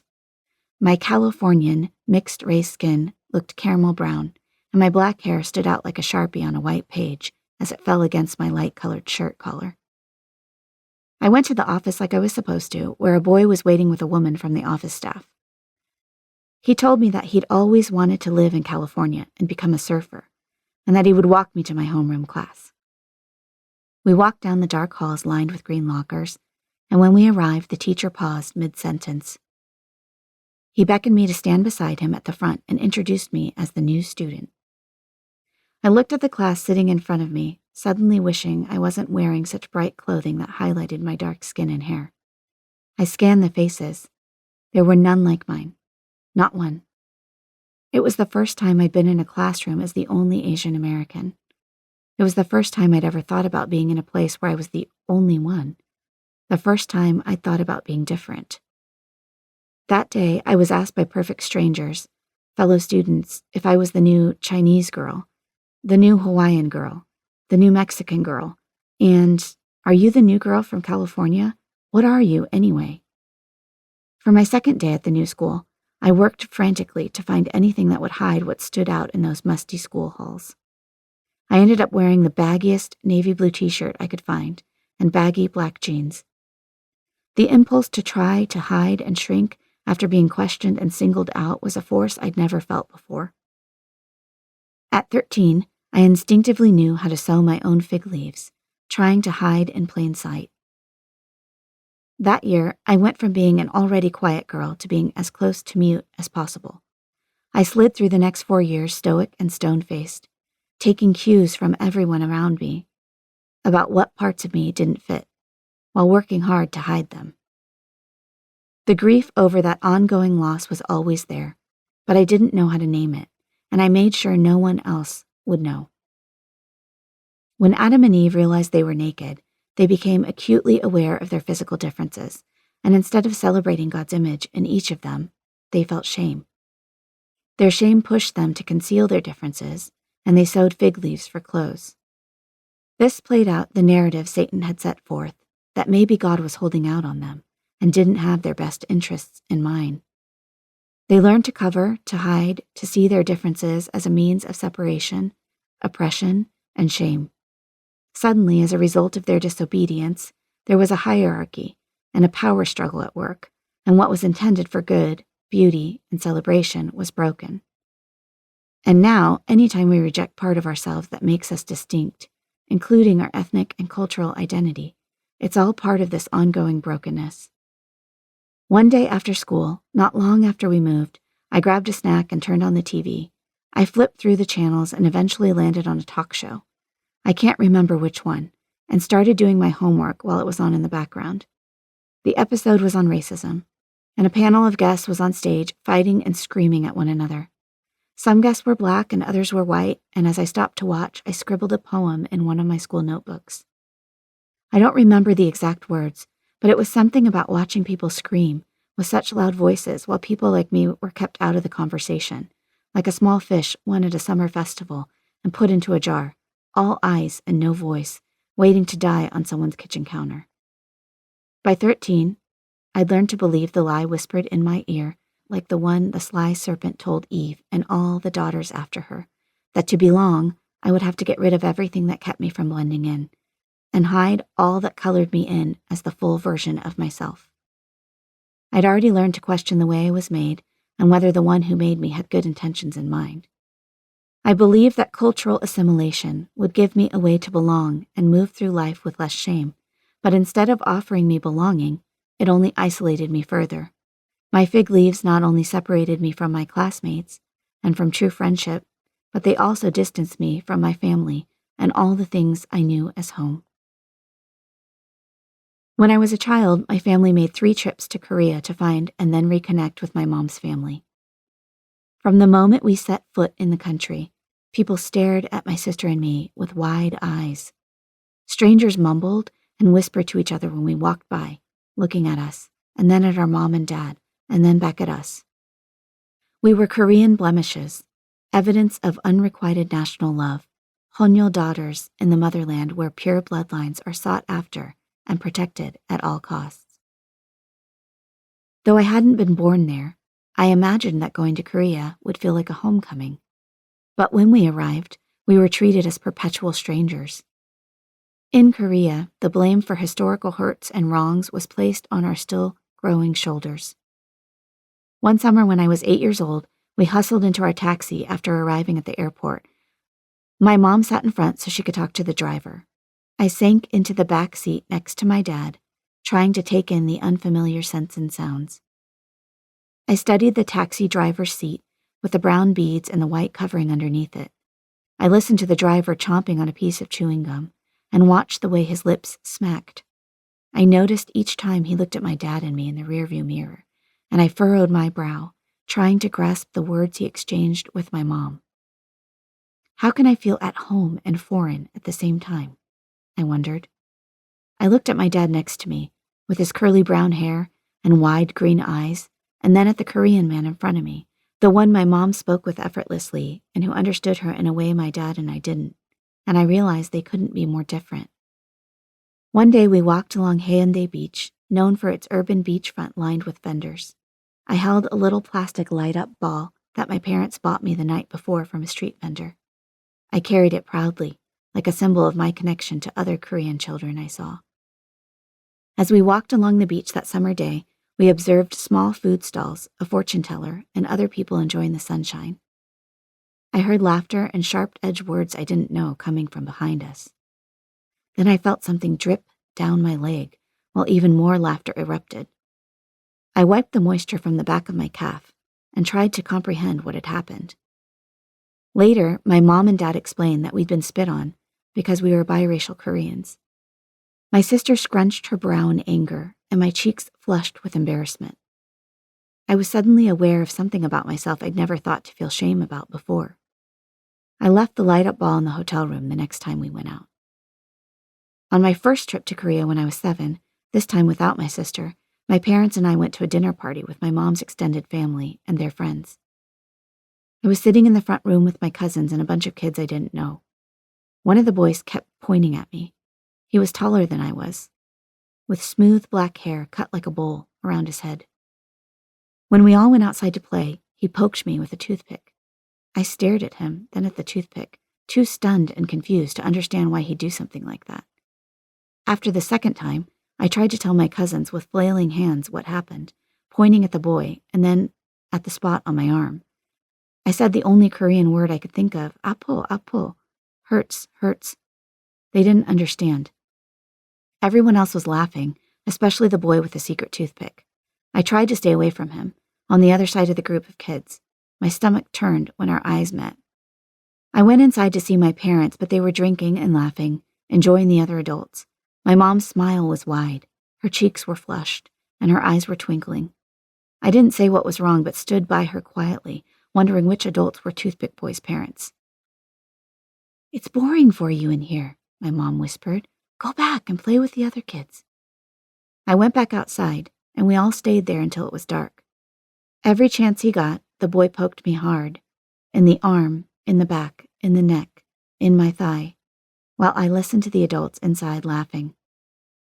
When we left, I was so relieved I immediately fell asleep in the car. I never told my parents. Somehow, even as a first grader, I decided I was to carry the world of my mom's loss, and both the worlds that couldn't welcome me, in my tiny elementary school body. I wanted to stay in Korea forever, and I also wanted to leave for fear of more round-faced boys who would poke my mixed skin with a dirty toothpick to remind me that I don't belong. When I think about David's now famous declaration that he was fearfully and wonderfully made, I can't help but marvel at how audacious it was. The Hebrew word he uses at the end of the verse to describe how well he knows it is me'od, which translates to vehemently, wholly, speedily. There's an urgency and a fullness to this knowing. Our story as sons of Adam and daughters of Eve isn't just one of knowing God separate from our humanity and our own God-made bodies. God intends for us to know him as we come to know ourselves. Our unique selves are to be studied, seen, uncovered, and sought with urgency. Knowing ourselves without shame is shalom in action, life unfolding the way it was meant to, the narrative of the kingdom of God come down. In the midst of this, God's dreams come true, unfolding detail by detail in our mother's wombs. When God calls out to Eve and Adam after they've eaten from the tree of the knowledge of good and evil, he asks them, "Where are you?" Even though he knows where they are, what they've done, and what the consequences will be, he seeks them out in their hiding. He does this again and again. When Cain hides after murdering his brother, God finds him and asks him where his brother is. When Hagar runs from her oppressive life, he asks her where she's come from and where she's going. God's love will not let us go on hiding forever. His love finds us, stops for us, and searches for those who have been harmed and those who need healing. And whenever we come near to someone else in hiding, we imitate Jesus, our Emmanuel, the God who comes near. In college, I had a creative writing professor who consistently encouraged and challenged me to grow. After one particularly grueling critique session with other student writers in his class, I met with him in his office to talk more about my story. Undergrad aspiring creative writers can be awful, and the arrogance in the room during some of those critique sessions almost made me vomit some afternoons. Even so, I'll never forget them or how the red marks covering my writing helped me become a better writer. It was the first time I'd offered my inner writing world to people I didn't know and then sat through an hour of their honest feedback. My creative writing professor's office was dark and narrow. He sat at his desk looking at papers, his glasses on the tip of his nose. The sleeves of his gray striped button-down shirt were rolled up, and he had a red pen in his right hand. He always marked up my stories with red pen. Across from the desk were bookshelves filled with volumes. Without looking up at me, he asked me what I thought about dog-earing book pages. Put on the spot, I waffled, wondering what I thought and what he thought. "I don't know," I finally said, at a slight notch above a whisper. He looked up and I could tell he didn't believe me. "What do you think about them?" "Never," he said. "I never dog-ear my books." He beckoned me to sit down across from him, and he put the papers he was holding on the desk where I could see them, my story. We talked about grammar in the critique class, and then after flipping through a few pages, he asked me what I was hiding in my writing. Again, as with the dog-ear question, I waffled, unsure what I was hiding and how to confess it when I couldn't even confess it to myself. I wanted to be an already good creative writer, someone who knew the right answer without having to make a journey to get there. My professor would have none of it. He told me to turn around and pull certain books off his shelf. He told me I was doing something he couldn't teach, no matter how he tried, writing from the heart, but I would need to find out what I was hiding before it would get any better. He asked me what Asian American authors I'd read, and there was only one, Amy Tan, my one Asian American author hero. I told him how much the Joylet Club had moved me and what it had meant to me. I left that meeting with a stack of books by Asian American and Asian Canadian authors, and after that day, I began to grow and learn more. I read Obasan by Joy Kogawa, Donald Duck by Frank Chin, and A Gesture Life by Chang Rae Lee. I read Maxine Hong Kingston's The Woman Warrior and saw glimpses of my own writing style in hers. These varied stories veered far from the narrative of white supremacy and opened a whole new world of Asian American stories that reminded me of my mother's laugh. They were liberation stories, and I needed them desperately so I could see and tell my own story. These stories were different from mine, but I saw a reflection of myself in them. I looked in their mirrors and saw my fig leaves. I was so carefully covered, it would take time and many red marks for me to begin to recognize myself. Chapter 4, Seaweed Soup. Food is everything we are. It's an extension of nationalist feeling, ethnic feeling, your personal history, your province, your region, your tribe, your grandma. It's inseparable from those from the get-go. Anthony Bourdain. She stood at the kitchen stove, leaning on her right leg. Her tiny left foot rested sideways against her right knee, her left leg lifted to resemble a triangle. Her back was toward me, bent over a steaming pot. She dipped a burnt-tipped wooden cooking spoon into the pot, tasting the broth every few minutes. Growing up, I watched her stand at kitchen counters like this in every house we lived in. She ate leftover rice mixed into cold water for breakfast, with an open glass jar of kimchi nearby. She made ice-cold naengmyeon throughout the summer, and then made sujebi, sundubu, doenjang, and kimchi jjigae in the colder months. She was always making something during the day, and she rarely sat down. As a girl, I watched her stir, spoon, and slurp. When I was young, I often requested 2 simple Korean soups, tteokguk, filled with chewy rice cakes, my favorite, and mukguk, filled with sweet radishes. I was reluctant about most of the other dishes, especially the seaweed soup that resembled a bowl of the ocean, with wet rectangles of seaweed that stuck to my spoon and tongue the way it wrapped around my legs in the ocean. There was something claustrophobic about it, a fear that I wouldn't be able to untangle myself from this plant of the sea. And if I couldn't untangle myself, if I lost control, where would this seaweed and the current it swam in end up bringing me? When my mom stood over these pots of spicy stew and earth-colored broth, I knew she was remembering. Her mind was elsewhere, and memories I didn't know or understand were being stirred up alongside the softening vegetables. I often turned away her offered spoonful with a scrunched-up nose and an unyielding no thanks. I tried to ignore the fact that I was refusing more than a taste of soup. I told myself it was okay if I'd rather eat chicken noodle, like the other kids. I told myself it was only a matter of taste and preference, nothing more. Right after our first son was born, my parents came to visit and help us transition into parenthood. On their last day with us, my mom stood at our stove over a huge pot making seaweed soup. She stood on one leg, as she always did, and I was a child again. Peeking under the lid of the pot, my mom rambled on at me from the kitchen of our open layout apartment while I nursed my son on the couch. She told me how important it was for me to eat this particular soup. All Korean women eat it after giving birth, she said. I didn't teach you enough. Then she insisted on having me try some while she walked across the room with a spoonful. She gently shoved it into my mouth while I tried to make sure none of it dripped onto my newborn son's face. She raised an eyebrow, as if to say, "See? You need it. I'm right." She looked at me, waiting for a response. I nodded, holding my eyes steady so they wouldn't roll into the back of my head, and she returned to the kitchen with the dripping spoon. She retrieved another spoonful and shoved it into my dad's mouth while he stood next to her. She stirred the pot once more and said to me, "Finish the whole pot when you're done feeding." I was hormonal and tired, and even though I told her I'd eat it once she was gone, I didn't. I took a few tiny spoonfuls, then poured the rest down the kitchen sink. My son watched from his bouncy seat beside me as the liquid flowed down the drain like a disappearing waterfall. Almost a year later, I was in a bookstore pushing my son around in a stroller while he fisted Cheerios, and I stopped in the international cookbook aisle. I found a beautiful front-facing hardcover Turkish cookbook, and then spotted a thin paperback Korean cookbook beside it, as if it were hiding. I pulled it out and found an inviting picture of noodles with perfectly placed vegetables on the cover. I flipped through a few pages, and then there it was, seaweed soup.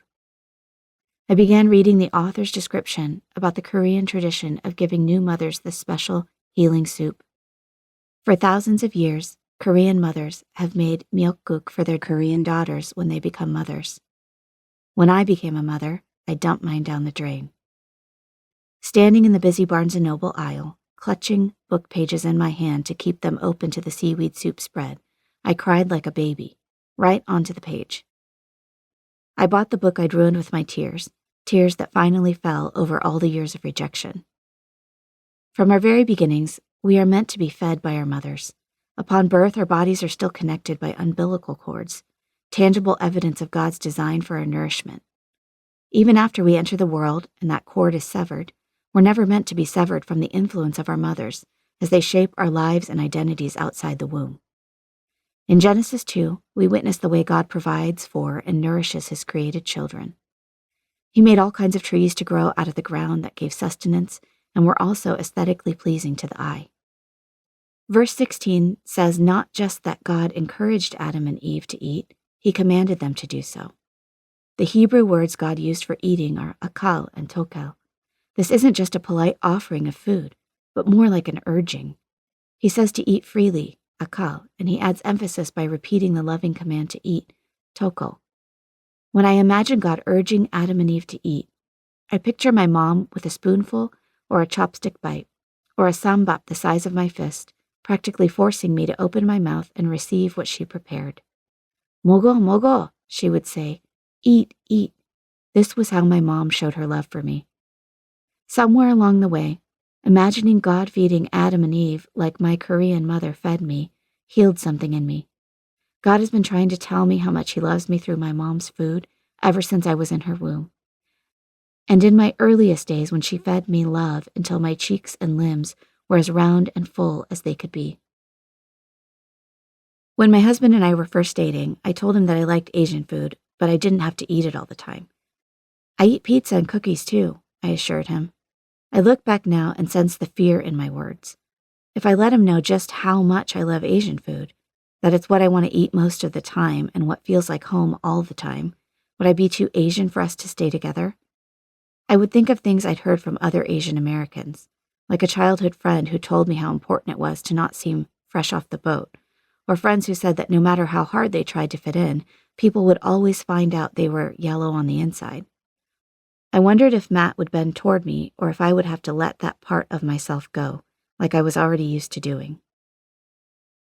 Matt didn't grow up with fish as part of his family's diet, and when we first met, he told me he didn't eat it. It gave me pause. Not the refusal of fish in particular, but the adamancy I thought I heard in the announcement. But as time went on, I began to see that I was wrong. After meeting my parents and spending time with them, after listening to me share more stories of my upbringing and becoming louder and looser about what tastes and scents made me who I am, he drew nearer. He didn't have a thing for Asians like I'd heard from guys before. He wasn't exactly adventurous for the sake of adventure. He was willing and open for the purpose of knowing me and learning to love me for who I was, ethnically and culturally. One night, we went for sushi at his insistence. For me, this was a turning point in our relationship. He ordered and tried all kinds of sushi, realizing for the first time that he liked raw fish, and that maybe he could eat other kinds of fish. And more important, I saw that he wasn't adamant about it any longer. I sat across from him, partially wishing he hadn't decided he liked the tuna nigiri so much because that meant less for me, and also shocked by his unassuming courage to try something that, for his entire life, he'd been so sure wasn't his thing. I've often joked that it wouldn't have worked for me to marry someone who didn't eat fish, but in reality, eating fish wasn't really the big deal. It was witnessing the way he was willing to try something new, to move toward the unfamiliar, to approach me and the unknown with humility, tenderness, and bravery. He changed his mind and decided to become alongside me. Matt has loved and pursued the hidden parts of who I am, even when it would have been easier for him to ignore those parts. Even after I gave him a pass by telling him that eating Asian food didn't matter too much to me, he didn't accept it. In doing so, he offered a safe place for those pieces of me to arise at their own pace, for me to risk being seen and known. He was willing to dig with me, even when it meant bumping up against what he was used to, even when it meant hard things would become uncovered for each of us in the process. We've been married for 17 years now, and we laugh about how much has changed over time and how many things are a reality now that we never would have expected. We also laugh about how I've become more and more Asian with time. The truth of it is that I've become more and more myself. And one of the most wonderful things about a good, safe marriage is the experience of being loved in the long, unglamorous, often painful, always awkward process of becoming whole. The cultural palettes God has given aren't accidents. They aren't side notes or accessories.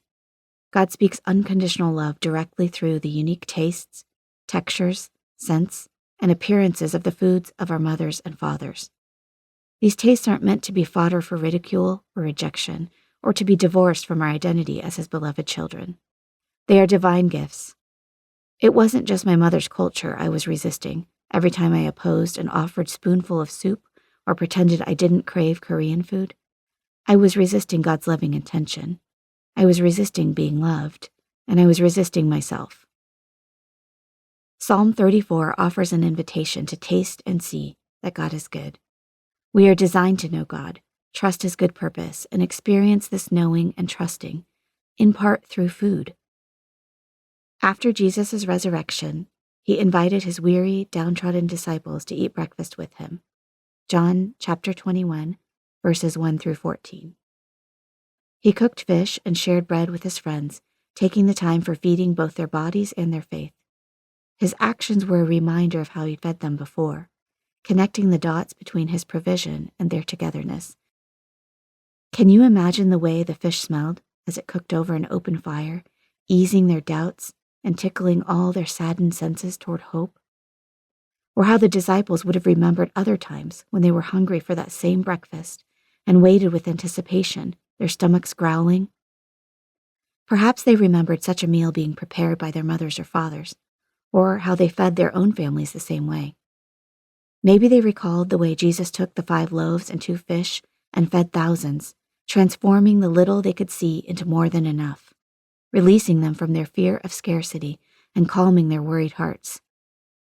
Then and now, Jesus opens our eyes and shows us how to recognize him, ourselves, and each other through the sharing of bread and the ministry of everything savory, spicy, and sweet. On my first trip to Korea, when I was 7, my parents let me stay overnight with one of my mom's cousins while they went to another city to search for my mom's baby brother. Before she left, my mom reminded me how to ask for water and how to say I needed the bathroom in Korean. The rest was left to hand motions and my Pictionary skills. Then she squatted down in front of me, holding my elbows in her hands. She stared into my eyes and said, "You eat whatever they give you for breakfast tomorrow. No faces. Just swallow, drink water, say thank you, no picky." I forgot about her instructions until the next morning. My mom's cousin, who I called Imo, auntie, asked me if I was hungry. Remembering what my mom told me, I peered into the kitchen for clues about what she might be serving. There were no boxes of cereal in sight. She smiled, headed to the kitchen, and came out with a small white bowl.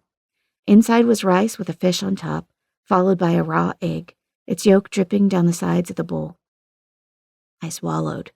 I'd never eaten an entire fish before, or a raw egg. But I could still see my mom's stern face in the back of my mind, so I gulped it down quickly. "감사합니다," I said, smiling at my emo with a slight bow of my head. Then I asked her for mul. I gulped down the entire glass of water and smiled at her when I was done. At the time, I thought this was just a moment I needed to endure.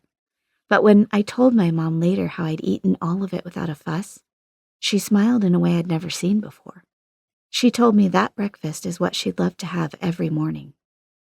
I realized I'd never thought about what kind of breakfast my mom grew up eating, or how often she didn't get to have what she wanted. For a moment, I peered beyond the layer of who she'd always been to me, my mom, the one who gave me what I needed, and noticed that she was human and had tastes and desires just like I did. For the first time, I truly saw her. I'd found something I didn't even know was lost between us. Jesus was at work bringing about cultural redemption over a simple breakfast meal in Incheon, the way he had at the Sea of Galilee thousands of years before. When Jesus revealed his resurrected self to the disciples on that melancholy morning, he did it not only by miraculously feeding them, but also by reminding them that he was with them in every part of their humanity.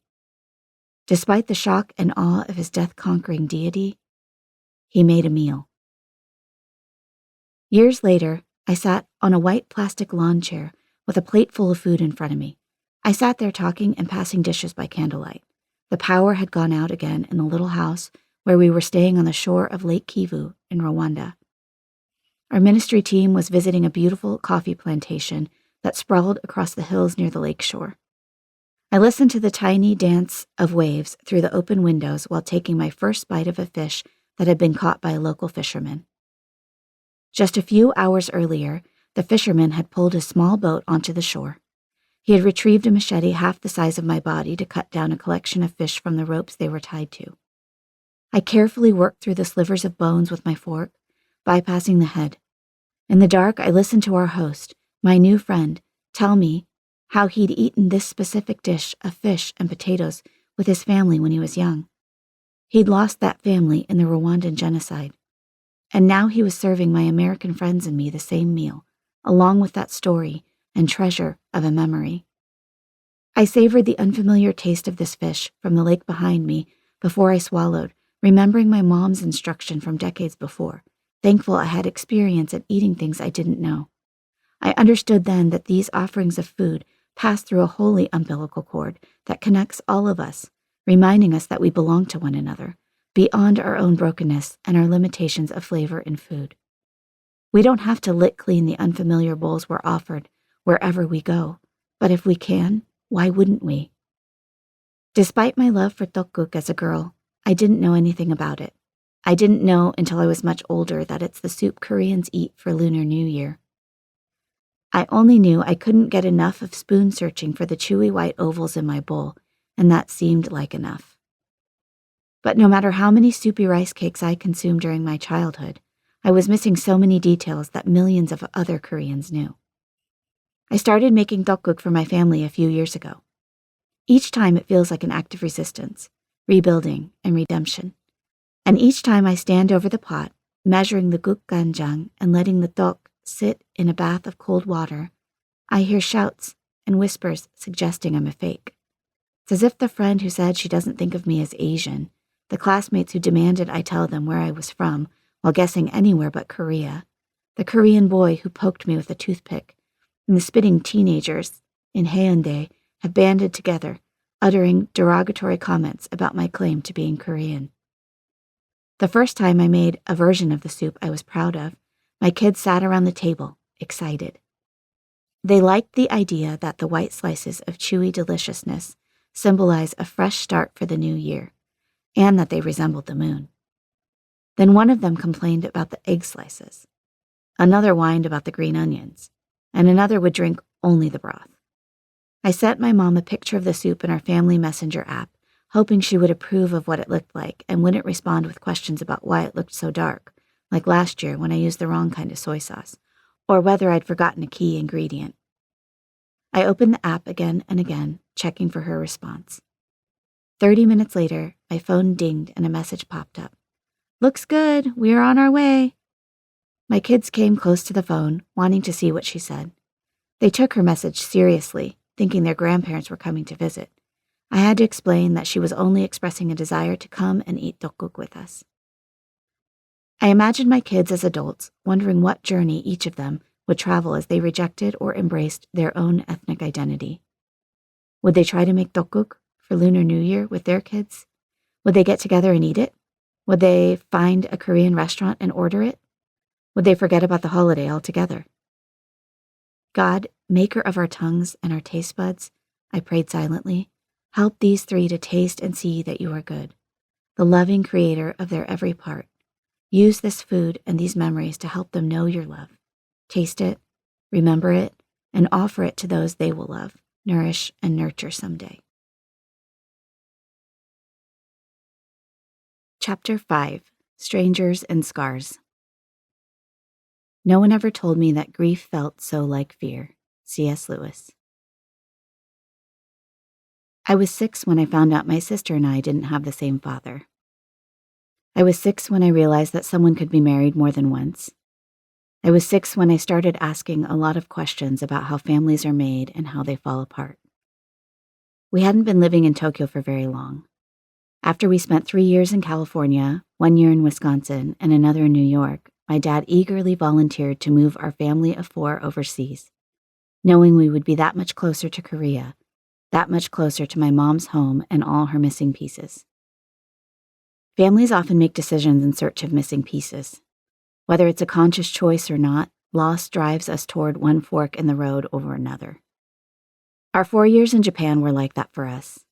It was a time of undoing and further mixing, a time when our family went through the wash and came out on the other side a bit wrinkled and forever different. I stood at the edge of our narrow kitchen hours after I'd gone to bed. The arguing had woken me. I shuffled down the hall in my button-down pajamas, groggy but curious and worried. We'd been woken by earthquakes often since moving there, but this time only familiar voices were shaking. All I heard clearly was my sister, Kathy, stating, "I'm going to move back to the States and live with my dad." Standing in the shadows of the hall, I asked if our family was breaking in half. My mom, dad, and sister paused, surprised to see me awake. Then my dad said, "Don't worry, go back to bed." To this day, I struggle to remember the weeks after that night. I don't know what I said to my sister or what my sister or parents explained to me the next morning. I remember what Kathy wore at the airport when she left. A black and white herringbone coat that went to her ankles. I brought my stuffed panda bear with sad eyes and told her my panda didn't want her to go. I couldn't tell her it was really me who didn't want her to leave, because a rejection of my stuffed animal was sad, yes, but manageable. I didn't know how to face a rejection of me as a sister. I watched her leave, regardless of how sad my panda bear was. And with barely an ounce of understanding about what was happening or why, I believed it was all my fault. We left the Narita airport as 3, plus 1 sad bear. When we returned home, I went straight to Kathy's teenage room. In the past, she hadn't allowed me inside, but that day, in the aftermath of losing her, I sat there for hours. I pulled her Duran Duran t-shirt over my head, on top of my pink and green sweater. I sat on the floor of her room, looking for clues. I read through her school notebooks and studied her handwriting, gripping everything in my lap as if someone or something might come at any moment to snatch it all away. After that, much of my childhood was spent alone. I played with dolls in the basement playroom. I watched my favorite cartoon, Doraemon, while my mom cooked dinner, lost in dialogue I didn't understand, simultaneously comforted and angered by it. Weather permitting, my mom sometimes let me wander around the neighborhood on foot or by bicycle. For such a big city, Tokyo is safe. I wandered on busy sidewalks and empty streets, always alone, always on the outside looking in. I was familiar with the view from the other side of the glass. Those 4 years of living overseas as a kid, and especially the time after my sister left, provided training in silent observation, teaching me to become someone who notices things. I think Moses was also someone who noticed things. Moses was 40 when he began to publicly connect with his ethnic identity. In the book of Exodus, we get a glimpse into his story, starting when his life was spared by being adopted into an Egyptian royal family. We don't get much detail about what it would have been like for Moses, an Israelite, to be raised by Egyptian royalty, but I imagine he must have had a wide range of emotions bound up within his embodied, dual-cultured life. When he saw an Egyptian man mistreating a Hebrew slave, he reacted in anger and took the Egyptian man's life. It would be another 40 years in the wilderness, in a completely different culture, before we hear about Moses wrestling with his own identity. As a new father, Moses named his firstborn son Gershom, meaning foreigner, because Moses had been a foreigner in a foreign land. Exodus chapter 18, verse 3. I can imagine how heavily the weight of foreignness must have fallen on Moses' shoulders, heavily enough to wrap his son's identity in that significant part of his own. Hello, my name is sojourner and stranger. He named his next son Eliezer, saying, "The God of my ancestors was my helper. He rescued me from the sword of Pharaoh." Exodus chapter 18, verse 4. One son carried the weight of Moses' foreignness.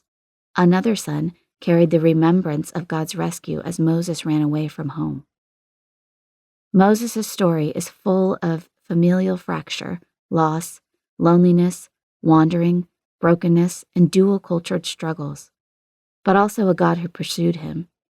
Not after all these colliding details were resolved, but right in the middle of them. His ancestors, his cultural identity, his faith, and his own relationship with God are woven together with the making of his own family and the generations to come. When I see Moses' fear and rage and the way he ran away, I see myself. When I read about his encounter with a God he didn't yet know and his hesitation and insecurity over following God's lead, I remember my own hesitation and hiding. When I consider his worry that no one from his birth culture would listen to him or believe him, despite his being well-spoken and successful in the Egyptian culture he was adopted into, Acts chapter 7, verse 22, I can relate. When I imagine his feelings of being in between worlds and cultures, I feel a little closer to whole. I wonder about when Moses was forced to leave his sister because of the brokenness and sin of others. I think about how Pharaoh's hard heart and narcissistic leadership must have traveled into Moses' story. Did Pharaoh mock him for the ways he resembled the Hebrews instead of the Egyptians? No matter how assimilated he was, his birth culture would have spoken through his skin color, his hair texture, and the shape of his eyes. I'm sure he would have been lonely. His privilege and his assimilation into Egyptian culture separated him from his birth culture. His origin and his irrevocable Hebrew ties separated him from his adoptive culture. It's liberating for me to realize Moses wasn't asked to deny his ethnic and cultural identity to know God and lead others. In fact, it was the opposite. His ability to understand both Hebrews and Egyptians meant he was uniquely qualified to lead a diverse group of people into the future. He was able to carry tensions and consider angles that others might not naturally think about. When God first introduced himself to Moses through a burning bush, he announced that he was the God of Moses' father, meaning his Hebrew father. Exodus chapter 3, verse 6. God connected the dots of Moses' life, starting with his birth culture, and named himself from that reference point. Moses was forced to leave his family of origin because the systems of the world he lived in would not support him or a family like his. He was a target, yet God made a way for him to flourish in a culture that initially wanted to crush him. Throughout Moses' journey, he lived in a liminal, in-between space. There was nowhere he could go, no identity he could choose for himself. Every space contained loss and grief. No matter how far he fled, every place led him back to his two worlds, the one he was born into and the one he was raised in.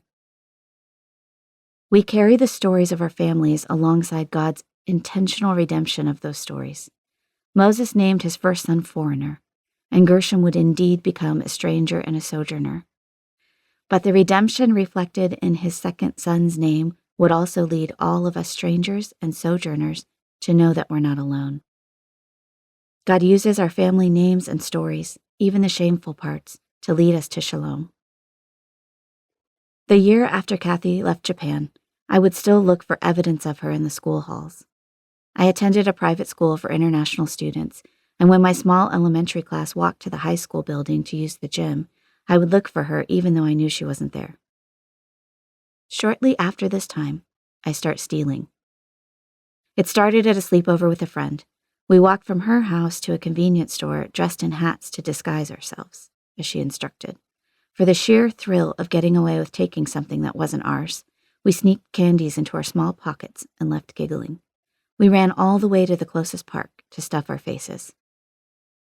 At that age, I didn't think about whether it was wrong. The rush of it distracted me from what I was feeling and from what happened with my sister that no one would explain to me.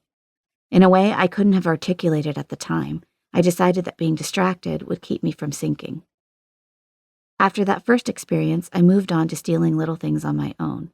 A classmate's eraser, a Snoopy pencil box left outside at recess, a sheet of stickers, a box of cough drops, and a few origami sheets more than we were supposed to take for art class. The small items added up, one by one, like secrets filling the empty space where something had been taken from me. Stealing shook away my feelings of guilt and grief and dressed them up with excitement. The fleeting distraction of this feelings dress-up kept me looking for more things to take and keep, until the phone rang one evening and I got caught. Our Japanese landlords knew I was lonely after my sister left and connected our family with a family that lived around the corner. The siblings who lived there, one older and one younger than me, invited me to their apartment on the third floor after school one day. We met outside, and they showed me how they get into their apartment, with a key stored in a basket just outside the door. We shuffled into the apartment and found the snacks their mom had left out for us on a counter. She came home shortly after we had eaten our snacks and took us to the roof of the building where there were tables and toys. We had trouble communicating, but I left happier than I'd been in a long time.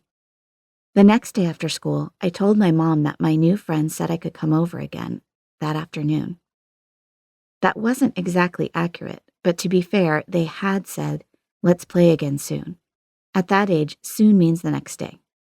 I ran from our home to their apartment complex and up the 3 flights of stairs. I found their door, thinking about the snacks we'd eaten the day before and how we'd played together on the roof. I pressed my finger against the doorbell. After the echoing buzz, there was no response. I waited. I pressed it again, holding down my finger as if my energy alone could summon my friends to the door. More silence. I pressed the bell long and hard one more time. A woman next door peeked out, shook her head at me, then shut the door. I decided not to ring the bell again, but I remembered where they kept the key, and I felt some pull of power. I left with the key and ran down 3 flights of stairs, clutching it tightly in my fist. I came out into the noise and air of the city, struck awake from my fog of anger.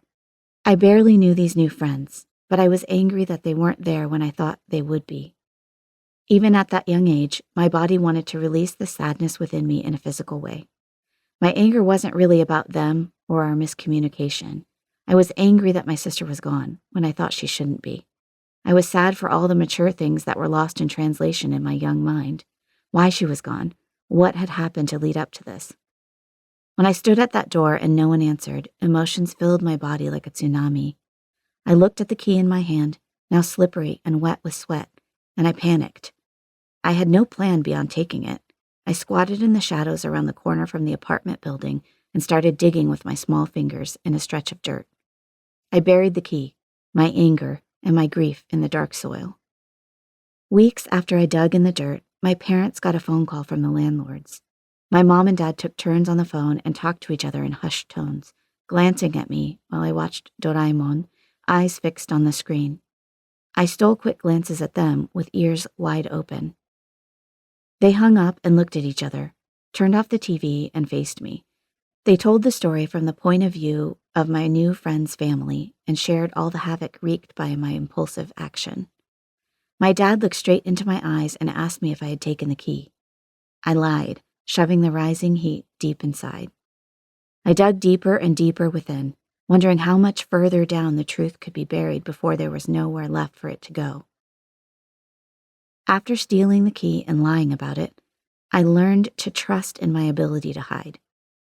I decided my belovedness was earned by goodness, and my goodness was maintained by my ability to hide the ugly parts inside.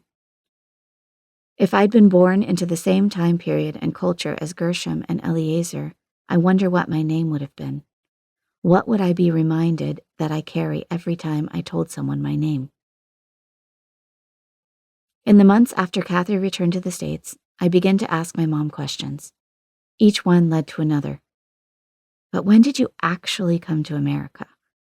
How did you get to California? Where was Kathy? Why didn't you bring her with you? What happened? Who's her father? Bit by bit, pieces of our story unraveled, revealing shame, trauma, and brokenness. My mom didn't want my sister or me to carry any of it, but the more hidden the truth, the more shame passes on from one generation to the next. I didn't fully comprehend how my mom could have had a life before she knew my dad. It felt wrong, and I wanted constant confirmation that her life now was better, that she wasn't going to leave us too. After my sister moved, we sent each other letters. I would tell her that I missed her and ask if she was going to visit for the summer. I stopped telling my friends that I had a sister who was a black belt in karate because I didn't know how to explain where she was. And sometimes a friend would accuse me of lying and tell me they thought I made her up. I spent recess alone, wandering from the monkey bars to a seesaw with no one on the other end. I would jump on a merry-go-round for a few spins, then leave dizzy, looking for someone to play with. I found moments of quiet from my own anxiety by hiding in a bathroom stall for a few minutes longer than I needed. I looked for the playground clock, hoping that the hands would say it was almost time to go inside, where I could leave my loneliness behind for a few hours. I was only 7 or 8 years old, yet I grew accustomed to living in a social wilderness. I was thirsty for help, but I didn't know how to ask for it. It's been over 30 years since that late-night revelation, and now my sister and I live in the same county. We're both married, we're both moms, and we've lived 25 minutes away from one another for the last 10 years. The longest time we've ever lived this close. Between my grade school years and now, we had little pockets of time together, a summer vacation in Korea, random visits here and there. And there was a year she lived with us while going to college nearby. I loved that year. She defended me to Mom and Dad when I wanted to cover my wall with magazine pictures or go to a friend's house. Sometimes she drove me around or picked me up, sparing me from my parents and their barrage of questions. She always had cool music and funny things to say. We talked about our parents, and she understood things that none of my other friends did. I asked her about her dad and the rest of her family, who were all strangers to me, as I tried to understand them and see them from her point of view. The more I heard her side of the story, the more I felt like I should know the family she had that wasn't mine, while at the same time not wanting anything to do with them. I harbored judgment and blamed them for the hurt I saw in my mom and the distance between my sister and me. The more I learned, the more I placed the blame on someone else instead of myself. Sometimes the family story we've been given feels unfamiliar, like a dance we don't know. It takes time, mistakes, and starting over. Loss must be felt. Grief needs expression. Anxiety tells a story. Confusion needs clarification and comfort. Feelings need somewhere to go. And healing requires space, tenderness, and time. Sometimes you have to get to know each other again or survive being apart, whether that's because of boundaries you create or separations you can't control. But in and around it all, there's grace. That grace is enough, and when we let it be enough, surrender is possible. Glimpses of shalom are visible. After graduating from college and then doing full-time college ministry in Germany for 2 years, I moved home with my parents for a short stint. They'd opened a restaurant while I was away. Their small Asian restaurant karaoke place was their newest kid. It was an imperfect dream come true for my mom. The summer I moved home, I spent a lot of time there, helping my mom unload beverage deliveries, cleaning tables and bathrooms, and getting ready to open each day. I was shocked by how small the place was and what a toll it had taken on my parents. My mom had burn scars on her hands and fingers. She'd been robbed at knife point earlier that year.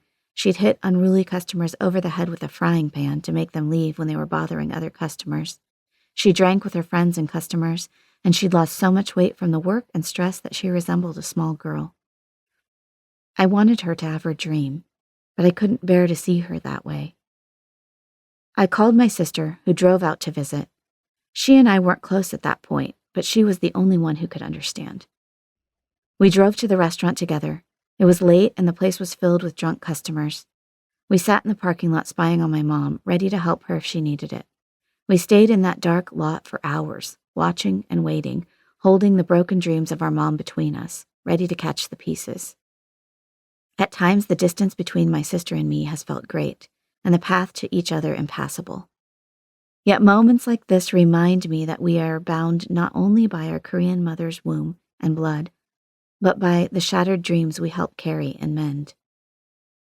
Sometimes I think about how a family legacy is passed from one generation to the next. The one I've been given was tattered and torn before it reached me.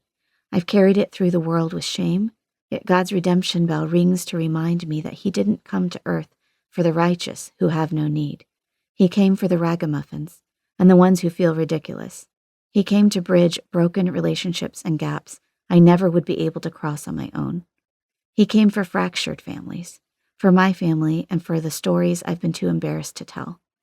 His mercy is the tie between us all, and even when it seems like there's no hope or path forward, He carries me. God's mercy is wider than the fractures in my family. His redemption is stronger than the sins of our past and the habits we can't seem to shake. I always thought my job was to stop the sin patterns and go a different way, like some kind of hero. And while I do believe I can be part of communal, familial repentance in our family line, I'm beginning to see that this isn't because I'm better than those who came before me. It's because I'm desperate enough to ask for help. Where we begin matters, and there's no beginning where God's grace doesn't reach. His grace can reach my sister, me, and all the parts lost between us, and the parts that stretch far beyond us in our family tree. My sister and I don't usually send each other Hallmark-style sister mugs, but we've driven together down quiet highways in the middle of the night, passing nothing but semis, to make sure our mom is okay.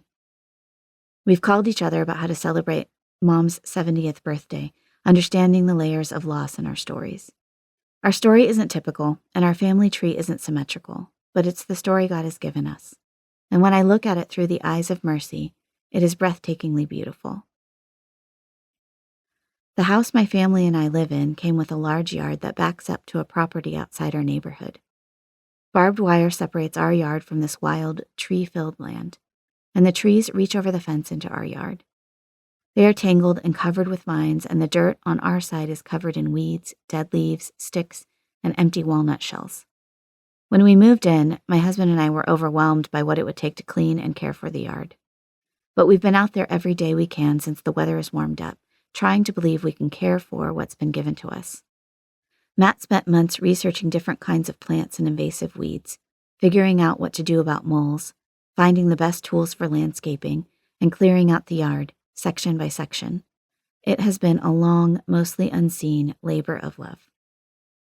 Sometimes our family stories feel too scandalous and scarred for us to believe they can offer the world anything good.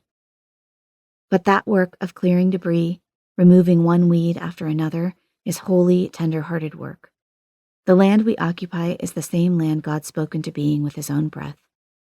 When we work it, we partake in the same redemption story that began after Adam and Eve were banished from the Garden of Eden and then given another way toward shalom. Some parts of our story may never tidy up the way we've been told family relationships are supposed to. But once we let go of that supposed to, we can build from where we are. No matter your family history, Jesus has been there. He knows what it's like to be born into a family that sometimes thinks you're crazy. He knows what it's like to lose family and to have scandalous branches in your family tree. Jesus, the ultimate healer, knows that familial healing is often anything but instant, not something that can be summed up on a coffee mug. There's nothing you can uncover in your legacy that will separate you or your family from God's love. There's no story you can tell that will keep you from God's goodness. That thing that has convinced you to run and hide until you're left unconnected in the wilderness. It can't stop God from pursuing you and loving you, along with every branch in your family. We are not the saviors of our families, nor are we the ones meant to carry the full weight of their broken branches. We are those whose desperation for Jesus in the midst of our family's brokenness creates paths of healing. When I was 6, I found out that families can fall apart. When I was 6, my family's own Garden of Eden was shattered. I understood then that fruit could be eaten when it wasn't supposed to be, that consequences would follow, and that hearts would be broken beyond what seemed repairable at the time. When I was 6, I discovered it's possible to begin a long journey away from what was, to look for what could be. Since then, I've slowly been learning that the family God gave me hasn't been banished from what was, left to ourselves to figure out how to hold our brokenness together. In all the years before and since, my family has been in God's hands, and God has been working to mend the ripped open and worn out seams. Chapter 6, Shalom Sick. Christian spirituality involves a transformation of the self that occurs only when God and self are both deeply known. Both, therefore, have an important place in Christian spirituality. There is no deep knowing of God without a deep knowing of self, and no deep knowing of self without a deep knowing of God. David G. Benner. Finding a church home was impossible for my family when I was growing up. Aside from an Asian American church we attended for a few years while we lived in California, we were never able to find a place that felt like home. It wasn't only because of how often we moved, including stints overseas, but because, as Martin Luther King Jr. said, Sunday at 11 a.m. is the most segregated hour in this nation. When we lived in Japan, our family tried a large American church, but we attended only a handful of occasions. It took a long time to get there, and even though we were in an Asian country, most of the Americans who attended weren't Asian American. None of the other families looked like ours or lived like ours. During our time in Indiana, we tried Korean churches, but no one except my mom understood what was going on. My mom taught me about reverence, desperation, and surrender before I heard white male pastors talk about it or white evangelical worship bands sing about it with hands raised high. Rather than attending a traditional church with 4 walls and Sunday school, I spent most Sundays at home. And yet I have deeply embedded memories of watching my mom watch what she called Jesus movies. Looking back at my unchurched years, the ones I thought and was taught were only wilderness and desert, I see that this season actually held lessons in humility, desperation, and worship. The lessons I learned from my mom about who Jesus is made their way into my heart long before I knew how to re-articulate them or even realized how much I was learning from watching her. She taught me holy stories with her tears as she watched Jesus on screen in Ben-Hur. No matter how many creative liberties were taken with the Jesus she watched, she sat still and cried with longing for him, sometimes with knees bent on the ground. Everything stopped when he was on screen. She taught me that Jesus was the obvious and only answer to her nightmares and heartache. She brought all her pain to our television screen, like her own alabaster jar. She carried it from her past and passed down to me all her promises and personal desires, everything. The first time I read the story of the woman who broke open her jar of perfume at Jesus' feet, as well as the story of the woman at the well and the story of the bleeding woman, it was my mother's face, my mother's tears, my mother's desperation, my mother's humility that I pictured. I saw women with my mom's face, eyes, slender hands, dark hair, and burdened heart. These women carried years of pain and trauma that reached back further than their own lives, yet they were loved, sought after, seen, and healed by Jesus. Without any words, tidy booklets, or sermons, I knew deep down there was only one answer to all this heartache and weight. I could see these women clearly because I was the daughter of a woman like them. She had modeled those things to me in our living room while an oily Charlton Heston appeared on our TV. So when Grandma Margie sat me down in the armchair just inside the front door of my grandparents' Arroyo Grande home and shared a booklet with me about Jesus, I already knew I needed him. I knew I needed a savior because my mom had modeled that need and told me that Jesus was the only one who could answer it. As I prayed with my grandma, my thighs sticking to the armchair while she kneeled beside me, I pictured my mom crying out to on-screen Jesus with her whole being. As scientists continue to learn about epigenetics, there's more and more evidence that trauma can be passed from one generation to the next. The study of intergenerational trauma is helping to inform us about the long-lasting impacts of starvation, poverty, war, extreme stress, abuse, and other scarring life experiences. In her book Survivor Cafe, author Elizabeth Rossner writes, "We will embody the DNA of the dead." In other words, our generation's DNA carries the expression of our parents' trauma and the trauma of our grandparents too. Our own biochemistry and neurology have been affected by what they endured. Epigenetics researchers are looking at the ways that the experiences of starvation, grief, and shock pass forward into the future. In Korean culture, epigenetics is assumed without a long scientific name or explanation. Han has been part of Asian culture, and Korean culture in particular, for centuries. In many Asian countries, it's understood that human suffering and sadness attach themselves to the heart and womb, passing the sadness or trauma from one generation to the next.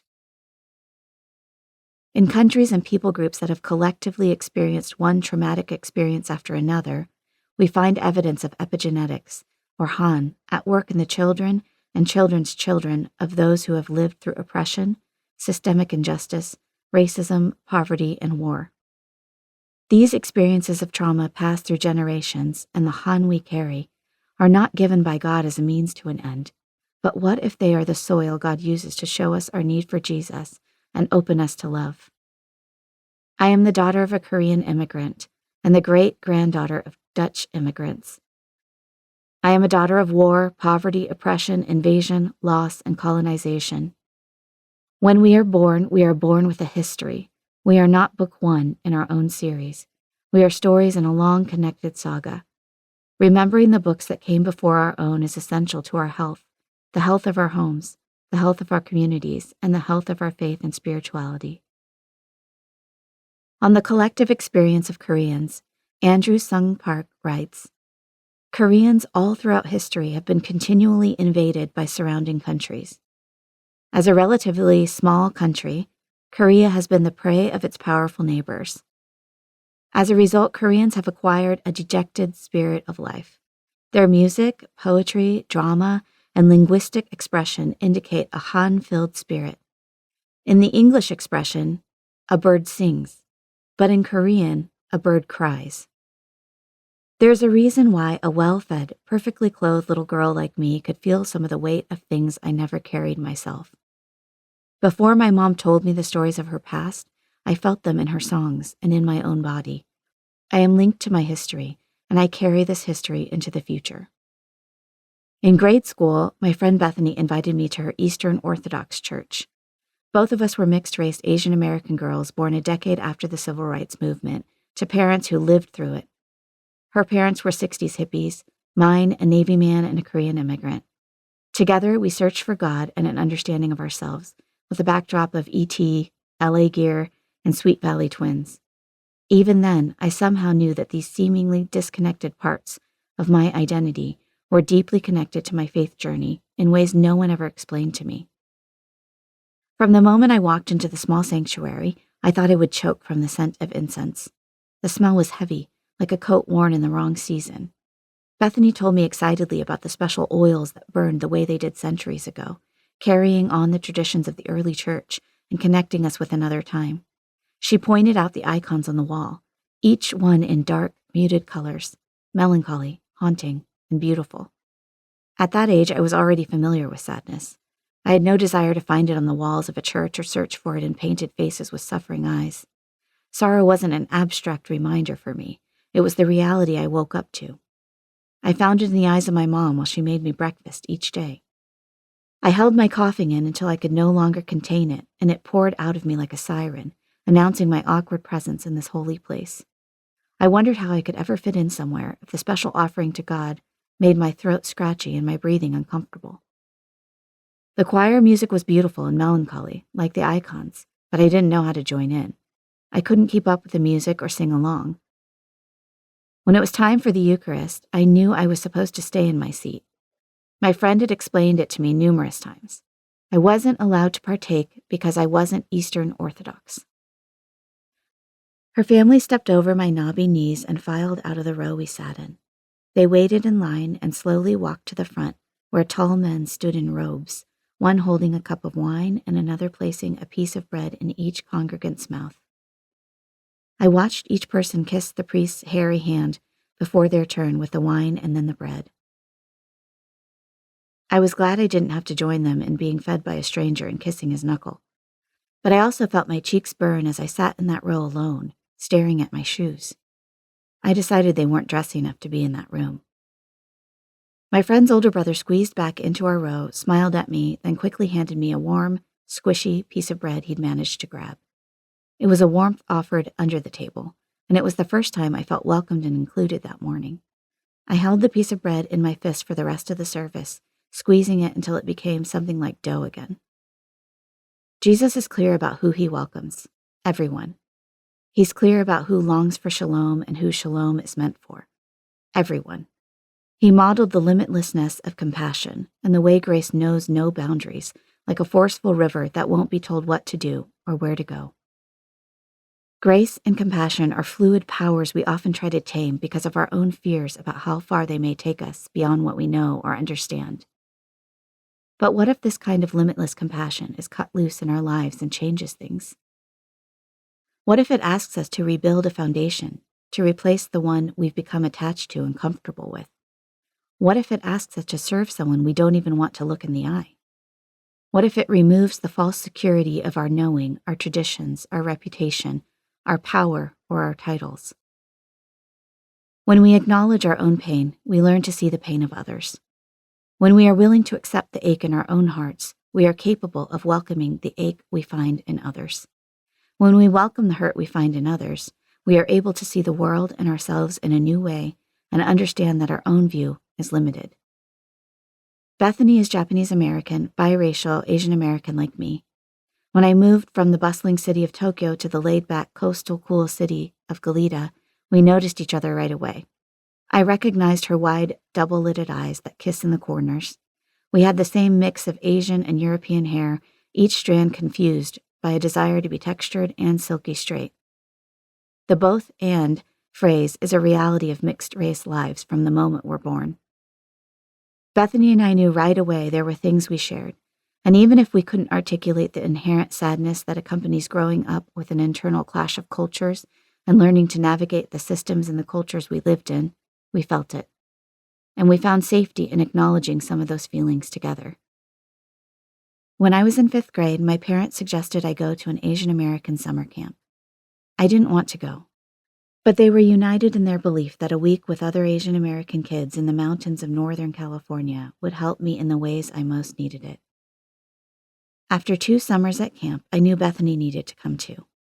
So one June day when we were in 7th grade, Bethany and I, along with a few others from a local church, made the trek to Northern California to meet God with kids who looked like us under the tall pine trees of Mount Hermon.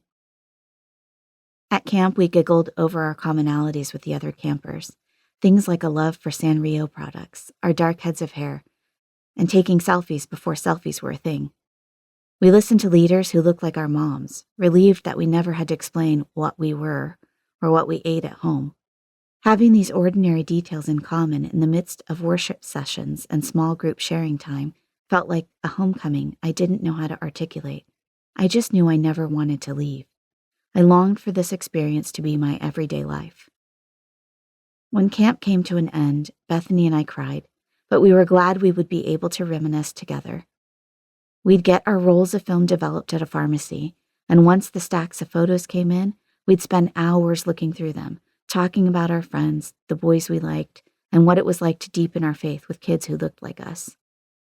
It was at camp that Bethany and I found a sense of home while also facing a new kind of loneliness. As 2 of the few biracial campers, we didn't fully fit in there, but we knew we didn't fit in back home either. We talked about how to get better at fitting in with the Asian American community we've fallen in love with. On the last day of camp, we rushed around getting our new friends to sign our camp photo. I wondered if leaving camp that day also meant leaving behind my hope for a faith that was integrated with my Asian American experience. Maybe it was hiding in the grass somewhere in the middle of Mount Hermon, where the summer sun shines and everything feels like it might have a place just out of my reach, but I could visit it sometimes, like Narnia. When we packed our sleeping bags and duffel bags at the end of camp one year, I remember how they lined the back of the conference room, with a pillow on top of each bag like icing on a cupcake. I was sad to go home, because being in this place felt like home now. It was my first time being surrounded by other Asian American kids. It was the first time the adults leading me, from the cabin counselors to speakers, were all Asian American. When my parents arrived to pick me up, I didn't worry about what my mom would say or how her words would sound when she talked to my new friends. They understood. They respected her. They saw her. She was like their own moms. I left with my pillow under my arm, simultaneously floating toward feeling unknown and looking over my shoulder, remembering the feeling of being known. Though I went to camp kicking and screaming, it turned out that being there with kids who looked like me, learning to sing Pharaoh, Pharaoh with hand motions, was medicine for my lonely, searching soul. After camp, I exchanged letters with my new friends. They wrote on Sanrio stationery with perfect lettering, years before lettering became a thing non-Asian women made money on. I invested in stationery and started practicing my handwriting for hours every week. Most of them went to school or church together or even played on the same basketball team. They lived in communities where being Asian American didn't make them feel like a minority. Their experience of being Asian American was completely different from mine. One summer during high school, after we'd moved to Indiana, I flew out to stay with Bethany for a few weeks so we could attend camp together. After camp, we lay on her bed surrounded by packs of Kodak photos, listening to the Cowboy Junkies on repeat. We talked about this person or that one, about boys and leaders, about funny and embarrassing moments, and about all the things that weren't that we wished could be. We talked about nightmares, demons, and Jesus. We wondered if we would ever feel comfortable in our own Asian American bodies, and we wished parts of those bodies away. We searched for identity together, with melancholy music playing, as I stared at an icon of Mary, Jesus' mother, hanging above her bed. We decided to try to pray together, for my family to move back to California, for our teenage crushes, for the sun-in to really work in our dark hair, for the hard parts of our family stories, for the nightmares that kept revisiting us. However selfish and misguided our prayers were, they were honest. We meant them, and we had no desire to sound holy. I was leaving to fly back to Indiana in a few days, and we'd have to leave the safety of that summer. The ache felt less severe and not as hard to explain when we were together. But once I went home, we'd be left to face that longing alone. It wasn't just camp or our in-person friendship that we'd miss. It was the integration of our journeys of faith and identity that we couldn't find in other places. Jesus said that where two or more are gathered, he is there. It was the ache for shalom, shared in our most honest and whole selves, that not only connected us to each other, but carried us to the feet of Jesus together. My journey of embracing my ethnic and cultural identity has led me to Jesus and deepened my longing for the way things are meant to be. Programs and traditions may help us see or name the ache, but we need to feel it first. The face staring back at me in the mirror that I once saw as too Asian and not Asian enough, as too dark or too light, eventually beckoned me toward the embrace of my whole self. Facing my ache for shalom begged me to ask whether we are loved and brave and broken, and then to sit still and wait for the God of the universe to answer. I am in the church now because I know that I am the church too. The more I've embraced my own identity, the more I've come to understand who this bride of Christ is. Its beauty, power, and purposes are much wider than any building, denomination, style, generation, or people group can contain. While my family and I do attend a church building, I know church can happen in the exchange of squishy bread, in the offering of spoons of Korean stew, and in Western-style Jesus movies. I grew up believing that something was wrong with my family, that if we just became more like the families I saw in majority white churches, we'd fit in. And though today there are many churches that call themselves multi-ethnic or have a vision of becoming such, my current mixed-race family still doesn't fit. We found ways to belong outside those walls, but trying to force churches to get to a place they aren't has only led me to deep disappointment. As I look back at those years filled with teenage pain and longings, it would be easy to brush it all off as a necessary part of that season of life. However, when we look closer and dig into the details, we can see that our longings lead us to the most pressing questions about who we are. These questions push us further down a path to whose we are. Our shalom sickness hurts, but it's what reminds us of where we came from and where we're going. These pains of longing lead us home. From tiny homecomings along the way to the home we've been created to journey toward with every part of our image-bearing selves. Chapter 7, Remembrance and Healing. We are not makers of history. We are made by history. Martin Luther King, Jr. The word remember shows up 253 times in the Bible. In Deuteronomy alone, it appears 16 times. Remembering is crucial to spiritual growth. God has always encouraged his people to remember where they came from and what he has done. God also tells us that he himself chooses to remember what he has done and what has happened between him and his people. Remembering is both an act of love and a tool of survival. It's a choice made with future generations in mind. Remembering is a way we can both love the Lord our God with our minds and love our neighbor as ourselves. There's a Jewish tradition of reciting the Haggadah, the text that goes along with the Seder meal at Passover. In this text, there's a commandment that every generation must retell the story of Exodus as if each of our souls were present alongside the enslaved Jews in Egypt. Imagine what it would be like if all people revisited their own histories this way. In doing so, we'd acknowledge the triumphal part of the past alongside the years of oppression, defeat, and wandering in the wilderness. As we intentionally remember, We are unable to separate the two parts of our stories. This type of remembering isn't done in a classroom while one person teaches and students sit at their desks, taking notes. It's done in community, around dinner tables, through storytelling and intentionality. There's a responsibility attached to this practice. It's not merely left to experts or religious teachers.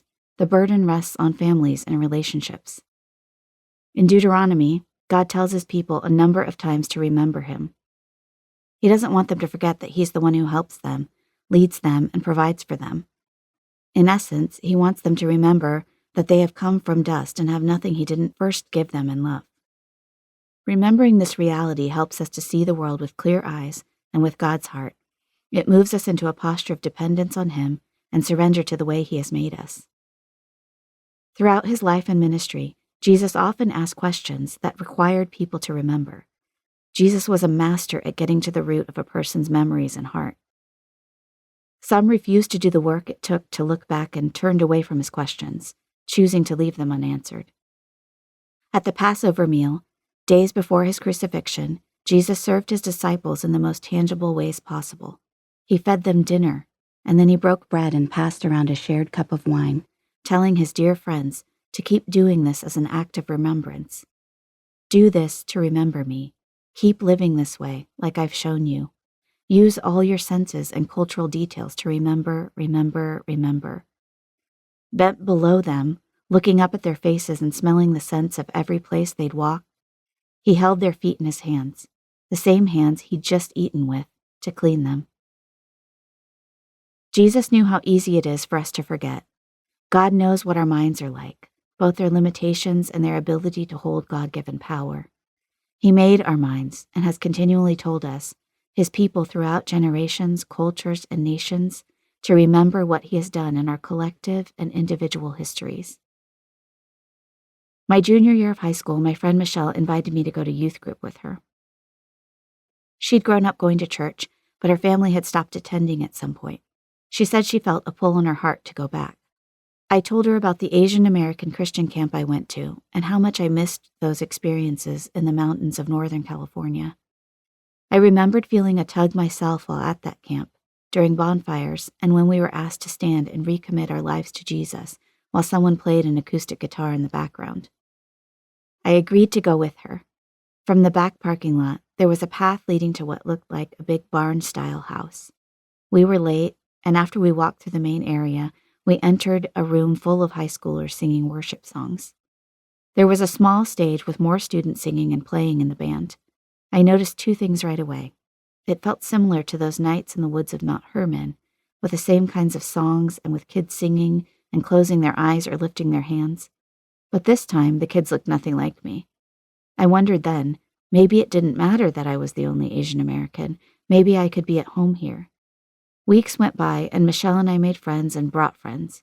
Soon it was what we did every Sunday night. I started meeting with the youth pastor's wife weekly. I'd go to her house and we'd chat while she cared for her kids, did dishes, and cleaned. We sat in the office at their house and prayed together before I left every week. She always asked me for prayer requests, but I never knew how to share mine. Almost everything I wanted prayer for had to do with my relationship with my mom, or struggles that were unique to our bicultural family. I never knew how to talk about those things or put words to them because I didn't know anyone else who struggled in that way. There was no representation in my life throughout those years, so I asked her to pray for my parents to come to church. Sure enough, they did. But when they stood outside after service, while groups of people gathered with friends and laughed, they remained close to the door. I introduced them to a few of my friends and some adults I knew. But though the greetings were warm, an invisible wall separated them. It seemed like no one knew how to move beyond a quick handshake and hello, even me. Meanwhile, youth group became everything to me. While I learned a lot about the Bible, grew in my faith, and treasured my time with the youth pastor's wife, it was also a time when I grew further and further away from my family. The deeper I grew in my relationships at church, the more my own upbringing and heritage didn't make sense. When I tried to explain the tension I felt to a friend at youth group, he said, "I know another Asian guy who had a hard time too. His parents were so strict and demanding, and he came from all these Eastern beliefs." I listened to his explanation, and though my insides were burning with anger, I didn't get to show it. I was embarrassed and confused. I wondered if it was my Easternness that was to blame for the division within me. I led a little Bible study with younger high school girls, and one night we met in someone's home. One of the girls showed up late, after stopping somewhere else with another girl. Her mom found out and came to the house where we were meeting. She blamed me. I'll never forget how she stuck her finger in my face, telling me, not her daughter, "This relationship is severed." Then she said to me, "I knew I shouldn't have trusted you." We had no history, and I looked at the fair complexions and European features around the room. I couldn't prove it, then or now, but I felt targeted because of my Asian hair and skin, the traits that made me different from her and the other girls there. My last couple years in college, I launched myself into ministry like it was my major. This experience differed from church and youth group because I found a group of people who wanted to travel and explore the world like I did. For the first time, I was asked to go overseas, and I found other people who wanted to try new things and learn about other cultures. Their openness drew me in. I was discipled and I discipled other women. During my last year at school, I was torn between joining full-time ministry and furthering my education to pursue a dream of writing. My creative writing professor candidly asked me why I wouldn't pursue writing and why I couldn't do ministry and be a Christian while doing so. He told me that he remembered a Bible verse from his Roman Catholic childhood about not burying your gifts. Despite his advice, I left his office sure that I was supposed to let go of my dream of writing fiction for the sake of the gospel. A few weeks later, I was giving a friend a ride across campus, and he asked me if I decided which country I wanted to apply to intern in for campus ministry. I told him Germany instead of Japan, where I'd done an internship the previous summer. "Why would you choose Germany over the country where you lived as a kid and where you had such an amazing summer of ministry?" He shook his head. "Why wouldn't you want to go to an Asian country?" He was being sincere, but his question picked at the self-rejection in me. I pushed back. Just because I'm Asian doesn't mean I have to go to Asia. The next fall, I went to Germany. During my first year of full-time ministry, I met loads of students and talked to them about politics, culture, and Jesus. Most of them were interested in spirituality, but uninterested in organized religion in the church. They knew the details of world history and the history of their own nations. They knew what can happen when people blindly follow charismatic leaders who promise to alleviate a nation's fears. In our conversations, I talked about God's love with passion and faith, yet deep down, I wondered what it would feel like to believe I was not only loved, but wholly loved. I told no one about my doubts or the walls I faced. I'd come to a dead end. I was sure I was a fraud and an imposter, ready to unravel at the worst moment. It wasn't that I didn't believe in what I was doing or saying. I believed, and I felt like the dam holding back my fears and unbelief was about to break. Until I could let all the details of who I was unfold, I couldn't fully risk experiencing and knowing God's perfect love. I put on a brave spiritual face, but I was afraid of all the questions I had inside. No one prepared me for this wall, this block between my maker and me. Everyone, myself included, said it didn't matter, that being made new and having my identity in Christ was all that mattered. Ethnicity was a side dish, a means to the end goal of sharing the gospel, nothing more. On my birthday, a particularly hot day in Freiburg, toward the end of my first year there, I made gunmandu for my friends. I spent the days beforehand riding the bus and walking German streets, looking for the items I needed to cook Korean food. I searched 2 Indian grocery stores, navigating German and Indian culture to find things that resembled Korean ingredients. It felt impossible. Finally, after searching through multiple stores, I found the closest thing I could to dumpling skins. They were the wrong shape and not quite the same, but they would do. By late afternoon, the little apartment I shared with other girls on our team was full. We moved a table into the living room and used the couches as seats for us and our guests. I don't remember everyone who showed up or what it was like eating around that table with a plush birthday hat someone had placed on my head. What I remember was being in our tiny kitchen, with the windows cranked open as hot oil spluttered and the dumplings fried into crispy triangles. I folded the skins around ground beef mixed with garlic and sesame oil, tofu and veggies, and showed the friends who braved the kitchen with me how to fold them too. I told them that these weren't exactly the right shape, while sweat dripped down my face and behind my ears.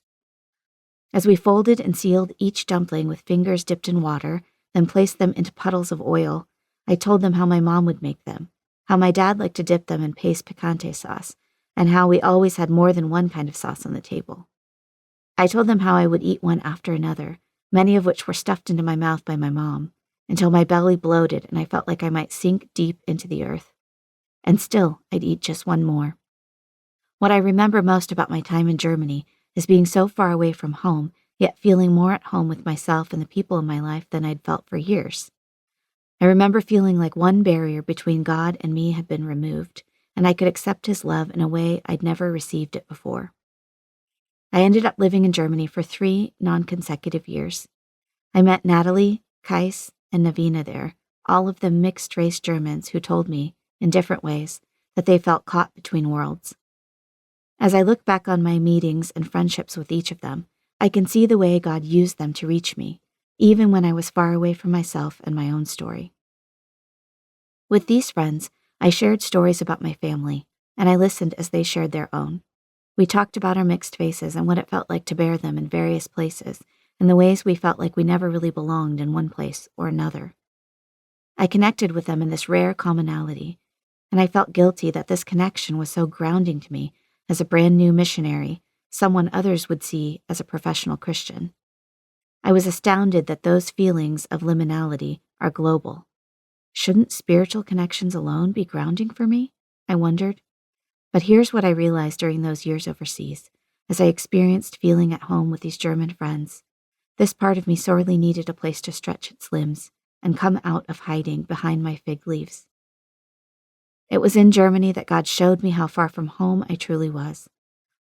This part of me needed to show up so that it, too, could experience the love of God.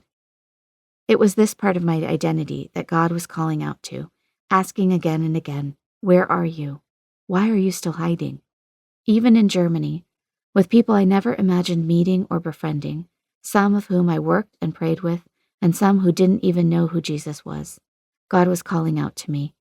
Like David, there was nowhere I could go from his spirit, no way I could flee from the intention of his creation. For years when I was young, my mom took nightly baths and I would join her.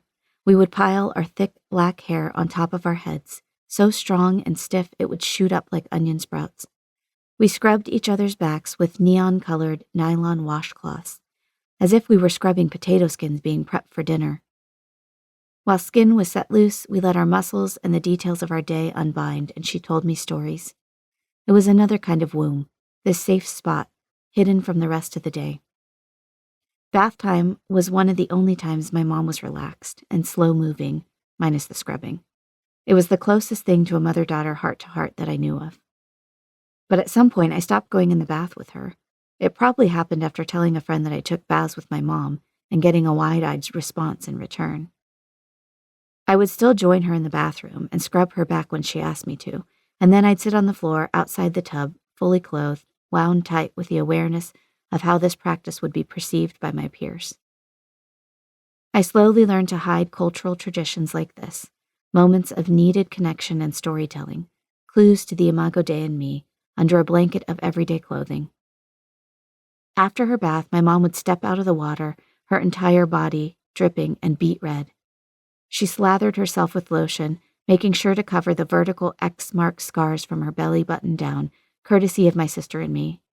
Then, covered with the scent of gardenias, with a tightened brow and a pointed finger, she would remind me that it was imperative for a woman to take care of her body, and she told me to stop hiding mine. The rest of that year in Germany, I occasionally perused Indian-German grocery stores, studying ingredients that were foreign to me, yet brought me a little bit closer to home. I scrubbed our bathtub clean and soaked in it, asking my mom if she would send a care package that included a nylon washcloth. It was in those baths of remembrance and the stores that weren't quite the same as home but were close enough that I began to understand the sacred and secular overlap. God is over all, and all belongs to God. If we pay close attention, we will find God everywhere, relentlessly pursuing each of us, speaking the truth in love through manduskins and memories made and remembered in the womb of a tiny German kitchen. When I left Germany after living there for 2 years, I vowed to return. Not only did I love serving, connecting, and ministering to students cross-culturally, but I had also tasted the closeness of God and experienced a reawakened wonder at God's love as I rode fast-moving trains and walked cobblestone streets. Longings I'd forced into a deep sleep woke up again, groggy but present and persistent. The international ministry I worked with in Germany was an ambitious, go-getting, evangelistic ministry. At least, that's how I would have described them then. While those 8 years of my life, both as a student and as a staff member, were full of growth and learning, I also remember how most of my job description pushed me far from the way I was naturally wired and how I believed this was a good thing. I forced myself to be more extroverted than I was, and I learned to interact in a more social and bubbly way for the sake of the gospel. While I thought it was the right thing to do, it never felt quite right inside. I ignored that feeling because I believed it was evidence of my being wrong. Too slow, too quiet, too contemplative, too doubtful, too soft, too Asian in ways that hindered me from using my body and my life as a living expression of the gospel. During a team meeting one year, my teammates exchanged notes of encouragement, affirming the ways we saw God in one another. One of my teammates wrote, "You are a poetic thinker, and that is so rare in our ministry." Another teammate wrote, "You are introspective and insightful, and I've never met anyone who can see the connections of one's past showing up in their present like you do." I knew these words from my teammates were true and intended to encourage me, but I was ashamed of them. No matter how hard I tried not to be who I was, no matter how hard I tried to guard the figurative front door of me, they could all see through me to find a deep thinker who felt most comfortable looking at the world through poetry and listening to other people's stories, hardly a know-it-all, go-getter evangelist with charm and charisma. When we begin to see the interconnectedness of our search for identity and our search for Jesus, we will begin to head toward home and help others head toward home and toward being truly known. We can't separate a person from their ethnic identity. The sentiment of killing the Indian but keeping the child from North American boarding school days is a colonial philosophy that has been passed on through generations of American history. A look back through history tells us how this violent story of assimilation, whether through force or by slow and subtle intention, is our story, and primarily a North American Christian story. My own racial reckoning began with remembering, in snapshots and moments of realization. I was faced with past pain and my own choices to reject parts of my legacy. From trying to squelch my voice in cross-cultural ministry to dumping miyokguk down the drain as a brand new mom, I began to realize that I couldn't know God's love for me unless I accepted and uncovered all of who He has made me to be. I had to go back to those moments of practicing my handwriting, moving to Indiana, rejecting my identity, deciding to no longer join my mom in the bath, and every other attempt to sow my own fig leaves in shame, and let God meet me in those places. Each memory is a wake-up call, a second chance that points me toward hope, wholeness, and healing. These days, when I feel lonely in my Asian American body, or when the world feels too harsh and violent toward Asian American bodies, I intentionally go back to my memories. I remember the moments when I felt most at home. I remember what it felt like to sweat while frying mandu in an 80s-style German kitchen while the oil popped, interrupting our conversation. I remember moments when shalom wasn't just something to long for, but something that wrapped itself around me, reminding me this is the body God gave me, with a biracial Asian American heart, mind, and soul, where the Holy Spirit dwells.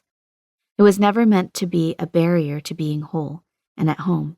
It was through this exact vessel of veins and genes, through the precise distance between my eyes, and through every thick, textured hair on my head, that God intended for me to understand that I am known and that Emmanuel is with me.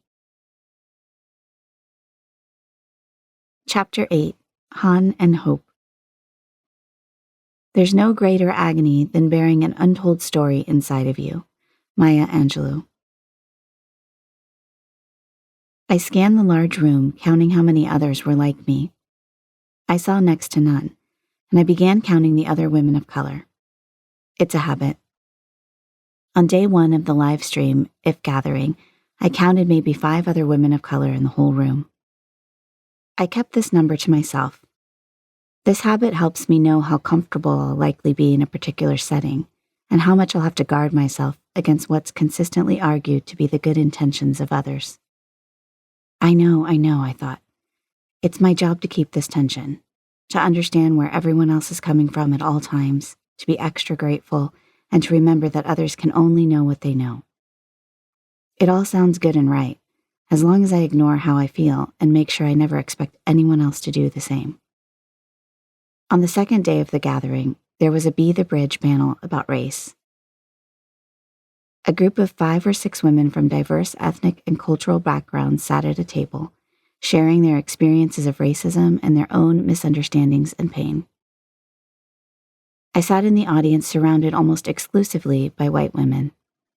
Most were listening intently. I noticed a stranger a few rows back roll her eyes. I listened to these women while looking for other women of color, wondering what they were feeling and experiencing. My body was shaking, and I couldn't stop it no matter how hard I tried. The conversation was so close to home, but I'd never felt comfortable talking about this in any of the faith communities I'd been a part of. It felt like all the things I'd held inside for so long were raging within me, trying to break out of my skin. After the gathering, I got a Facebook notification from the group of local participants. Tenoria posted about her desire to bring women together for a unity table, a gathering similar to the one we watched at the conference. I immediately responded, yes. I didn't need to think. My body had already decided for me. A few weeks later, I was standing at the front door of an Indianapolis home, holding a bottle of wine, trying to remember whose house this was. I took a deep breath, and Tricia, the only woman not of color there, opened the door with a baby in her arms. The smell of fried chicken filled my nose. I heard laughter and voices emanating from the kitchen. I walked in and placed the wine bottle on the island, where there were already enough sides to cover almost every square inch of space. Tenoria was checking on the chicken, and then she turned to face me and say hello. She was one of the 5 other women of color I'd noticed at the gathering, and one of only 2 Black women I'd counted. A few seconds later, the doorbell rang, and the other Black woman from the event was standing at the door, smiling widely. Rebecca introduced herself and hugged me like Grandma Margie used to, without any air between us or a second thought about it. That night we ate together, read scripture, and shared our first experiences of racism. I was floored to be sitting at a table where I'd been not only welcomed as a Korean American woman of faith, but asked about my story. I didn't have to gauge everyone else's comfort level and decide if that was more important than what I had to share. I didn't have to give qualifiers about how I knew the other person in my story probably had good intentions. I didn't have to attach cliched endings to my story about how I'd forgiven and moved on because of my security in Jesus. No one told me I was being political or trendy. I didn't have to lighten the mood by making the experience into a joke. I shared my story, and the women around the table were strong enough and soft enough to sit in the hurt with me. Their stories were different, but they understood the pain of my experience and the anguish of holding my stories in for so long. My insides felt a little calmer than usual, and my guard came down one layer after another, while the other women in the room listened.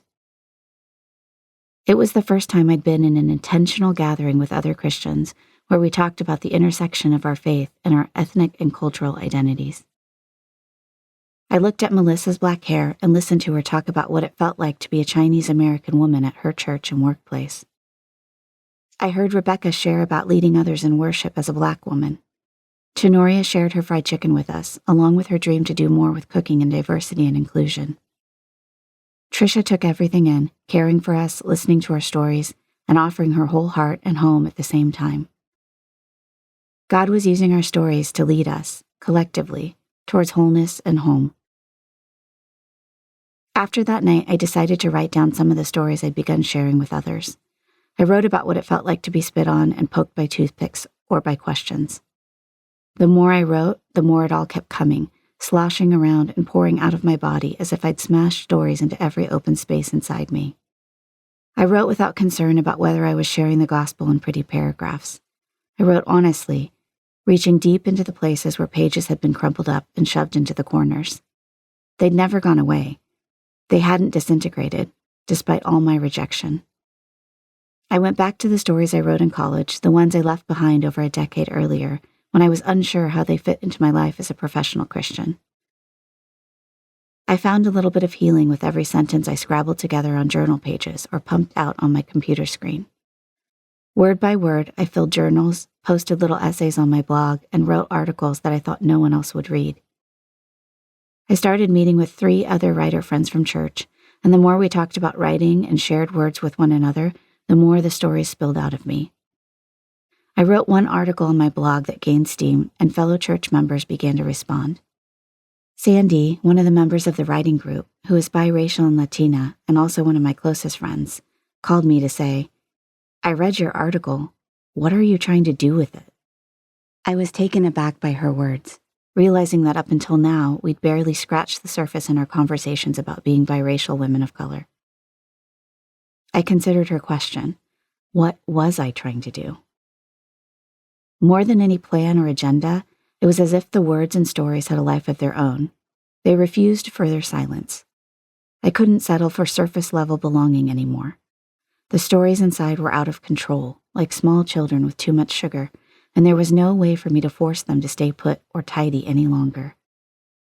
Sandy and I had been friends for a few years at this point. We met when we were assigned as co-leaders of a mom's group. I always took comfort in her dark hair and eyes, and in knowing she was biracial, but aside from sprinkles of conversation spurred by current events, our ethnic and cultural identities weren't major players in our connection. She was there the summer after Ferguson, when my longing for depth and community shifted. I remember making eye contact with her during some of those small group discussions and prayer requests, and at the time, I thought they were looks of understanding. I held the phone to my ear while staring out our dining room window, surprised to find that Sandy and I might not see eye to eye in our journey toward understanding our ethnic and cultural identities.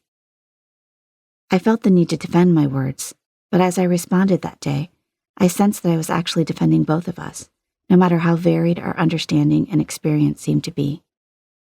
We chatted for a few more minutes, and I considered whether my writing, and the way it rocked the boat, was worth it. As awkward as it was, this conversation shook open a new and needed can of worms between us. It slowly moved us toward connecting on a deeper level.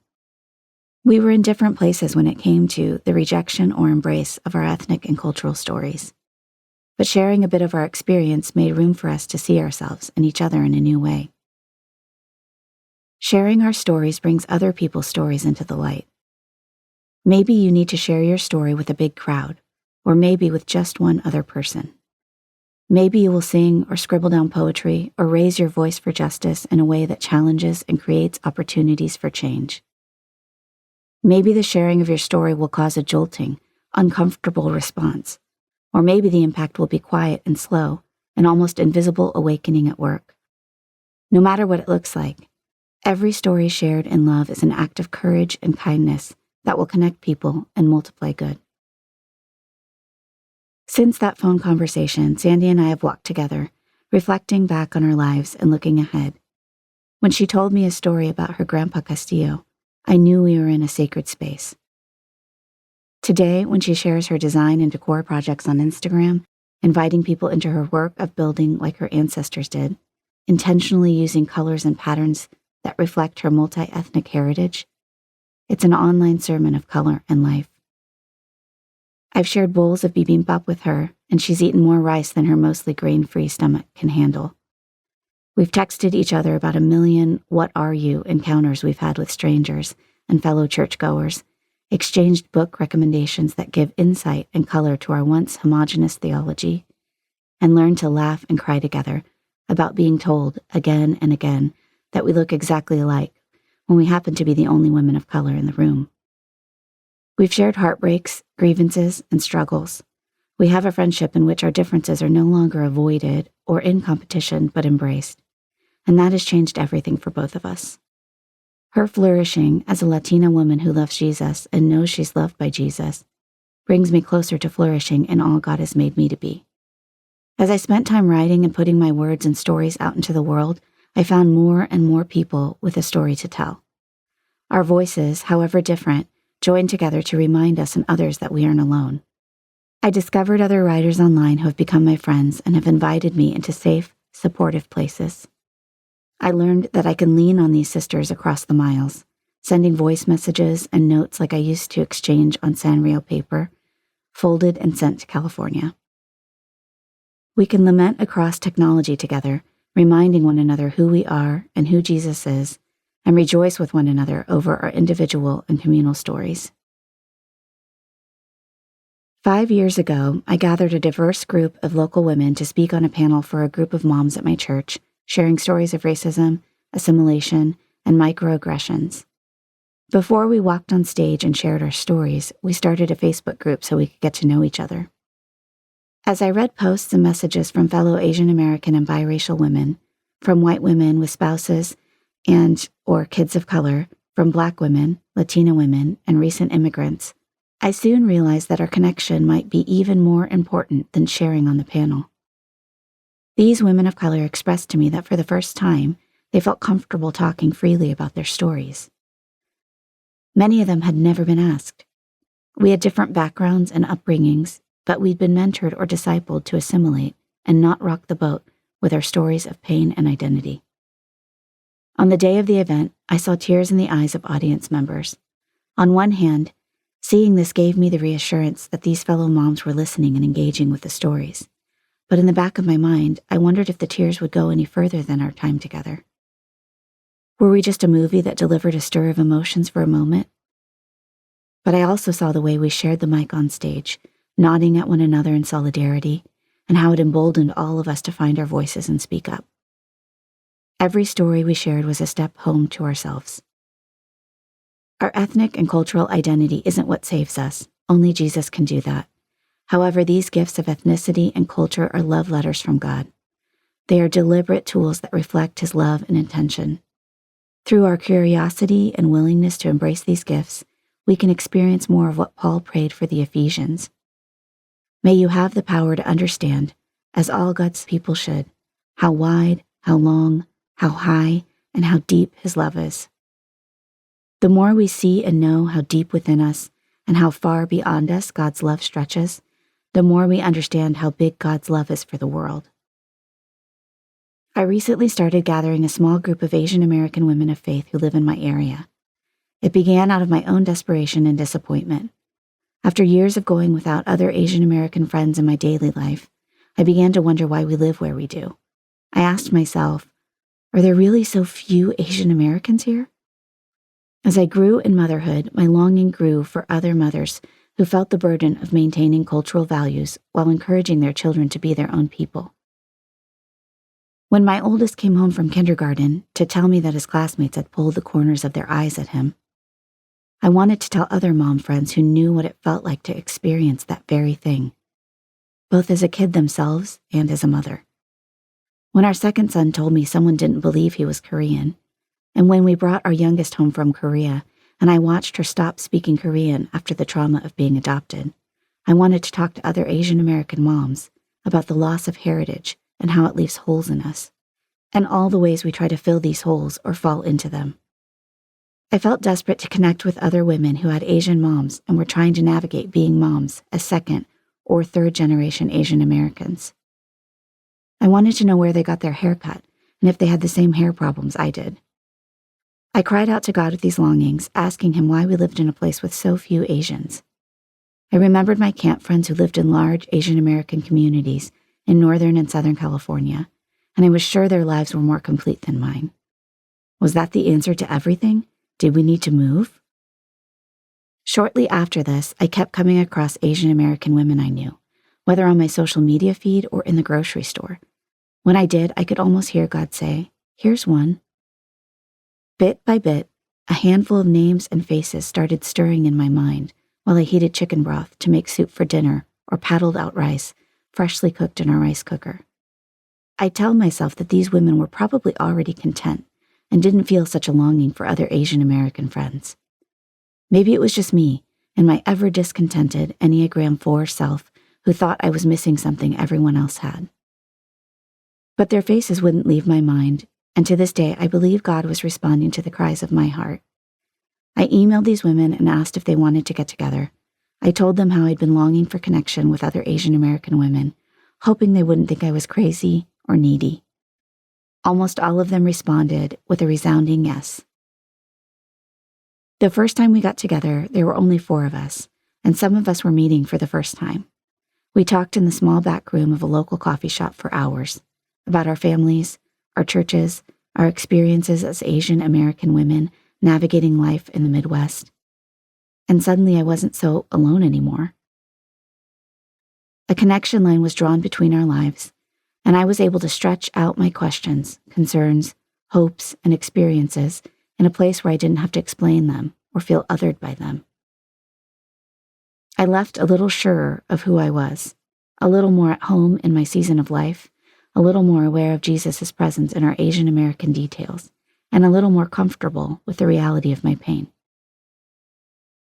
Over the past 5 years, our group has continued to meet and grow. The core group of us represents 7 local churches and a variety of backgrounds and expressions of the church. We've met in homes with small babies crawling around us. We've fed each other home-cooked meals and takeout. We've taken up big tables at brunch restaurants. We've met for tea. We've texted and prayed together, and we've invited more women into our togetherness. Through the rise of visible anti-Asian sentiment during COVID-19, we clung to each other, all of us carrying both disappointment and hope. We were weary of being the ones who had to say something or remind people that the Asian American experience matters for more than us, but that it should matter even if it were only us. On the day my daughter got into our van after school and told me that someone made fun of her kimchi and rice at lunch, I messaged my friends about it. One of the women in the group reached out to us after she was mocked while shopping for groceries at Walmart, and another told us about her son, who was spit at while running. Another friend shared about how recent events reminded her of her childhood, growing up as one of the only Asian and biracial Americans in her small Indiana town. She remembers being chased home from school by other classmates almost every day because her face and skin were different from everyone else's. We messaged each other about our shared longings for our churches to acknowledge the violence against Asian Americans that was escalating during the pandemic, not just once, like it was an item on a to-do list. We talked about how we hadn't learned much about the history of Asian Americans in school, and how there was no acknowledgement of Asian American contributions at all. We shared books and resources with each other because we've learned to find these stories and tell them ourselves. After the Atlanta massacre of Asian American spa workers in 2021, a core group of us started chatting more regularly on a video messaging app. We shared our hurts and frustrations, how our bodies shook, how we felt the weight of trauma and fear when we read the news in the weeks that followed. We understood what it was like to move, work, and be in our Asian American female bodies. This community was a safe space for our expressed anger, our feelings of rage, and our memories of being exoticized as Asian women. It wasn't just the pain we felt from the amplified anti-Asian violence that made us desperate for one another. It was a combination of factors: the intergenerational trauma we carried, our love for Jesus, and the desire deep in our bones for belonging. We understood that human suffering and sadness attach themselves to the heart and the womb, Han, that is passed on from one generation to the next. We watched it unfold in our parents' lives as they did dishes, dressed us, fed us, and went to work. What I didn't realize about our shared Han was what it could create when we joined together. Over the years, knit together through threads of stories and conversations and video messages, our collective Han has forged a communal story of hope. We met in my backyard in May of 2021 to celebrate Asian American Pacific Islander Heritage Month. I put together little gift bags filled with Asian sheet masks and pocky or pepero sticks, happy to bring familiar things that I wouldn't have to explain. We ate and ate and ate some more, sharing our food as we shared our lives. I brought my rice cooker to the table outside, and we all filled our plates with Korean, Taiwanese, Chinese, and Filipino food, along with Kroger deli items and Italian food, while commiserating over the pain we'd been feeling for the past month and more. We cried and followed a liturgical prayer of lament that Anne found online. One of the women joined us for the first time after reaching out to Rachel in the mall bathroom just days before, desperate to connect with another Asian American woman. She came and shared about her own search for faith, and I watched her weep with a plate of Asian food on her lap, talking about God and being Chinese. In that moment, I realized we were experiencing church right there, eating together under the branches of my maple trees. I've since learned that tigers rarely roar in the loud, ferocious way we assume they do. They are depicted as wild, isolated, exotic animals, but this is not their default state. Though their roaring is loud enough to paralyze other animals, they rarely do so. Tigers can communicate in a number of ways, and the sound of their communication is often carried at such a low frequency, called infrasound, that humans can't even hear it. In her study of biology and sound, bioacoustician Elizabeth von Muggenthaler found that though this infrasound can't be heard, it can be felt. The sound travels long distances and reaches past obstacles such as buildings, thick forests, and even mountains. I think about the invisibility that so many Asian Americans have carried throughout our nation's history, including these sisters and me. I look around the circle in my backyard. Despite so much pain and loss, our voices aren't gone. We aren't alone.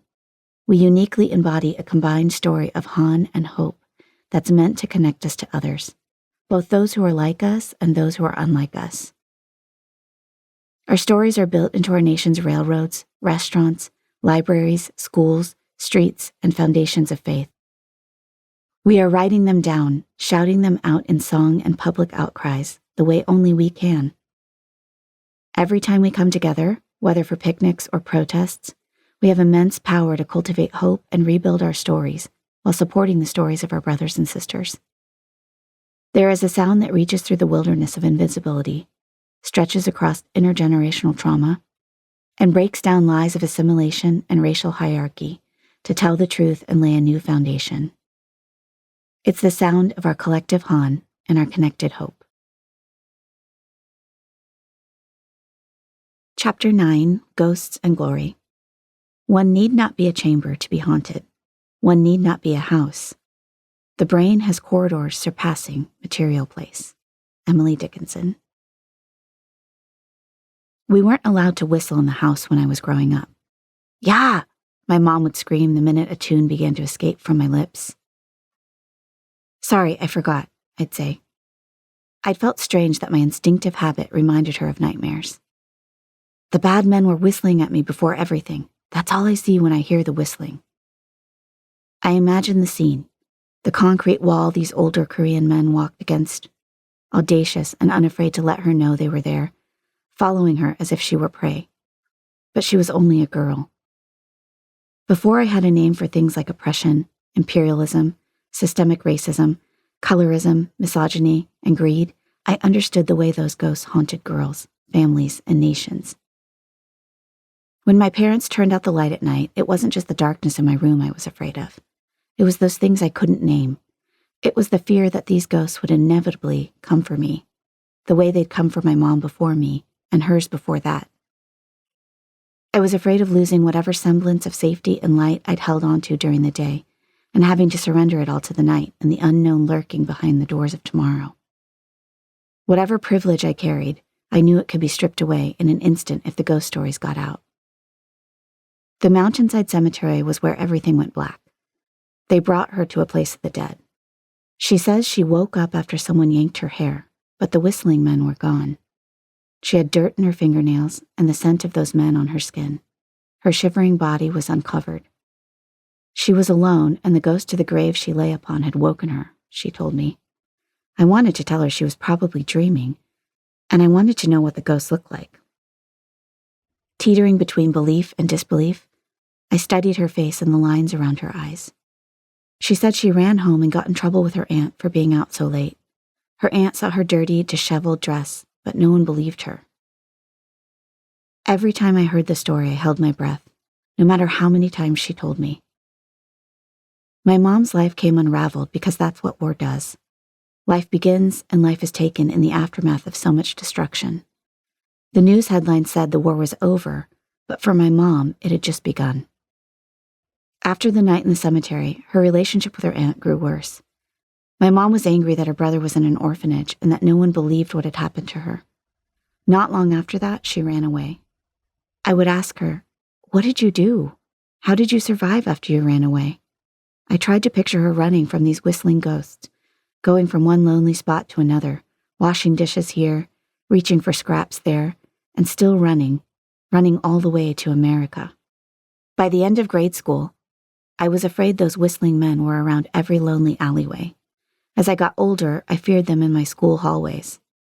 I met them when a high school athlete told me all the guys on his team were taking bets on whether one of their teammates could win me over, that I was the first girl to say no to him. He said they were tired of the girls who all looked the same, as if that should feel like a compliment to someone exotic like me. I wished I could set ghosts loose on them in their locker room. In college, I found these men in the counseling session when the counselor rubbed my back for a little too long, and I got up and left before the appointment was done. No one believed me when I said I knew it wasn't just an encouraging pat on the back, and no one questioned why a school counselor would be patting a student on the back either. What would it take for someone to believe me? Why is it so hard for people who say they've received Jesus as their savior to believe how ugly sin can be, or that it's crafty enough to corrupt entire systems? Everyone wants proof of our ghost stories, but they forget that it's women like me, little sisters, moms with accents, grandmothers at the grocery store, women working at a spa in Atlanta, who are chased by ghost stories like these. And beyond the subjugation of women, the fetishizing of Asian women in particular is an added braid of racism that has an impact for generations. When I first met Matt, I was relieved to find out that he didn't have a thing for Asians. It meant there was a chance he could see me as a real person, quirks and all, a biracial Korean-American woman with a multicultural upbringing, and embrace whatever that meant to me and what it would mean over time. It's taken years of us being together for me to believe that I can trust this is true. I found the traditional Korean folktale, Kongji and Patji, in an empty hotel gift shop in Seoul one summer. Soft elevator music played while I reached for the book with my sticky 7-year-old fingers. My mom nudged my dad as I held it, then she nodded her head toward the cash register. He bought the book. I read and reread The Legend of Kongji. I studied the illustrations and paid close attention to the faces of the Korean girls, wondering if I resembled them. I wanted to tie my hair in a tight bun at the nape of my neck, but I had no hair around my neck to gather. I regretted the poofy-topped pixie haircut I'd begged my mom to get a few weeks before our trip. I thought I looked like a boy instead of a beautiful Korean girl. I said their names in my head over and over again. Kongji, Patji, Kongji, Patji. I looked in the mirror and saw the summer freckles that had shown up across the bridge of my nose and wondered if that's what the author meant when describing the pockmarks across Patji's face, one of the descriptions of the mean girl of the story. It would be years before I said this out loud or knew how to articulate it, but I wondered, am I bad because I'm biracial? And if so, which side of me is the ugly side? Which part of my ethnic heritage represents Patji, and which one represents Kongji? I knew this Korean version of the Cinderella story before I discovered the Disney movie and became distracted by lovable Gus, the glass slippers, the pumpkins, and the dream that love could find a woman hidden behind layers of grief, poverty, abuse, and her own wild imagination. But every time I tried to put myself in Cinderella's slippers, I remembered my unruly, textured, mixed-race hair and the marks on my face and the way my nose and eyes were just a bit left of center. I remembered all these details until I was sure that this story, like every other story I'd heard, wasn't intended for me. I carried my ache to belong around with me like an extra bag attached somewhere between my heart and hips. I felt it when I read stories, when I walked busy city streets, when I listened to my parents argue, and when I played alone, tired of the sound of my own voice. Kongji is praised for her selfless servanthood. She's naturally beautiful, without any effort, and she always does the right thing. She is pure to the end and has no need for forgiveness or grace. The folktale, centuries old, was passed down orally from the time of the Joseon dynasty. It reaches further than the Disney story, creating a narrative about good and evil, help and judgment, dreams coming true, and the death of dreams. In a way, this story taught countless Koreans that keeping your head down, working hard, and being selfless and good would mean all your dreams could come true. There are echoes of this narrative carrying into the Korean diaspora, as the Asian American immigrant story merges with the American dream. Kongji seems like the model of all good things, and the way to good things coming true. But as the story of Asian America goes, when we arrived as Kongji, whether on shore, at an airplane gate, or as a second or third generation, America called us foreign and fetishized us. America wanted to both save us and send us back to where we came from. America wanted to lead us, then demonize us, to subdue us and stand on our backs to build the American dream. The photograph celebrating the completion of the Transcontinental Railroad is forever seared in my mind. I was watching the PBS 5-hour film series called Asian Americans. Despite the fact the railroad builders included 20,000 Chinese immigrants, they were originally cropped out of the photo that commemorated the event. Just over a decade after the completion of the railroad, President Chester A. Arthur signed the Chinese Exclusion Act, which banned immigration of Chinese laborers. This isn't just ancient history either. In the last few years, with social media posts blaming China, and in some cases, all Asians for bringing COVID-19 to our nation, our faces and families have been renamed as a virus, the infection of a nation. In the end, it's Kongji's ghost that redeems her name and finds justice, but the story leaves her floating through liminal space and time, destined to be a wispy version of her embodied self, forever alone. When you don't fit into the history of any part of your heritage, you begin to wonder if you truly are a ghost.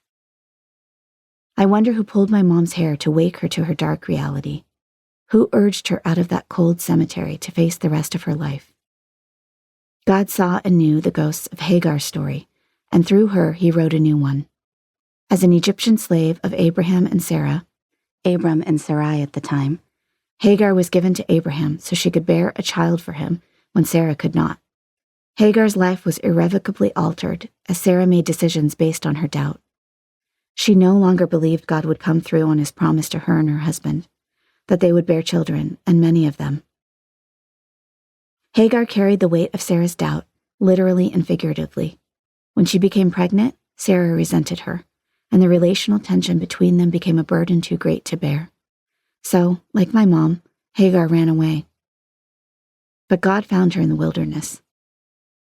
Hagar and Abraham's son, Ishmael, would be a reminder to her and to all who listened to her story that God hears our cries and the cries of those we love. Her experience with God in the wilderness showed her that God saw not only the world, but also the details of her story. This intimate moment with God, in the middle of her worst nightmare coming true, gave her confidence in his goodness and his love for her. She responded and called him by name, El Roi. Hagar is the first and only person in the Bible to name God like this. Think about what she might have been led to believe about the God of Abraham and Sarah prior to this experience. As an Egyptian, she likely didn't know or believe in the Hebrew God that they worshipped. Maybe she prayed to other gods or doubted a higher power existed at all. And yet God found her, letting her experience his expansive love. God is actively looking for the ones that his people usually overlook. The church will not stay confined to the walls we try to keep it in. This should change the way we see and pursue people. It should change the way we minister and the way we love our neighbors. There's movement toward the kingdom of God in places we'd never expect, and it begins with stories in desert places and cemeteries, stories about nightmares and ghosts.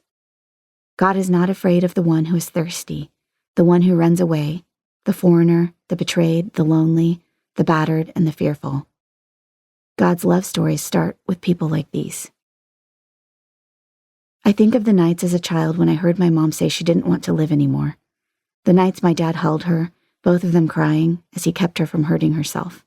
I think of the ghost stories that haunted her, and the ones that must have haunted Hagar, wherever her life ended up after the day she met God in the desert and called him a new name.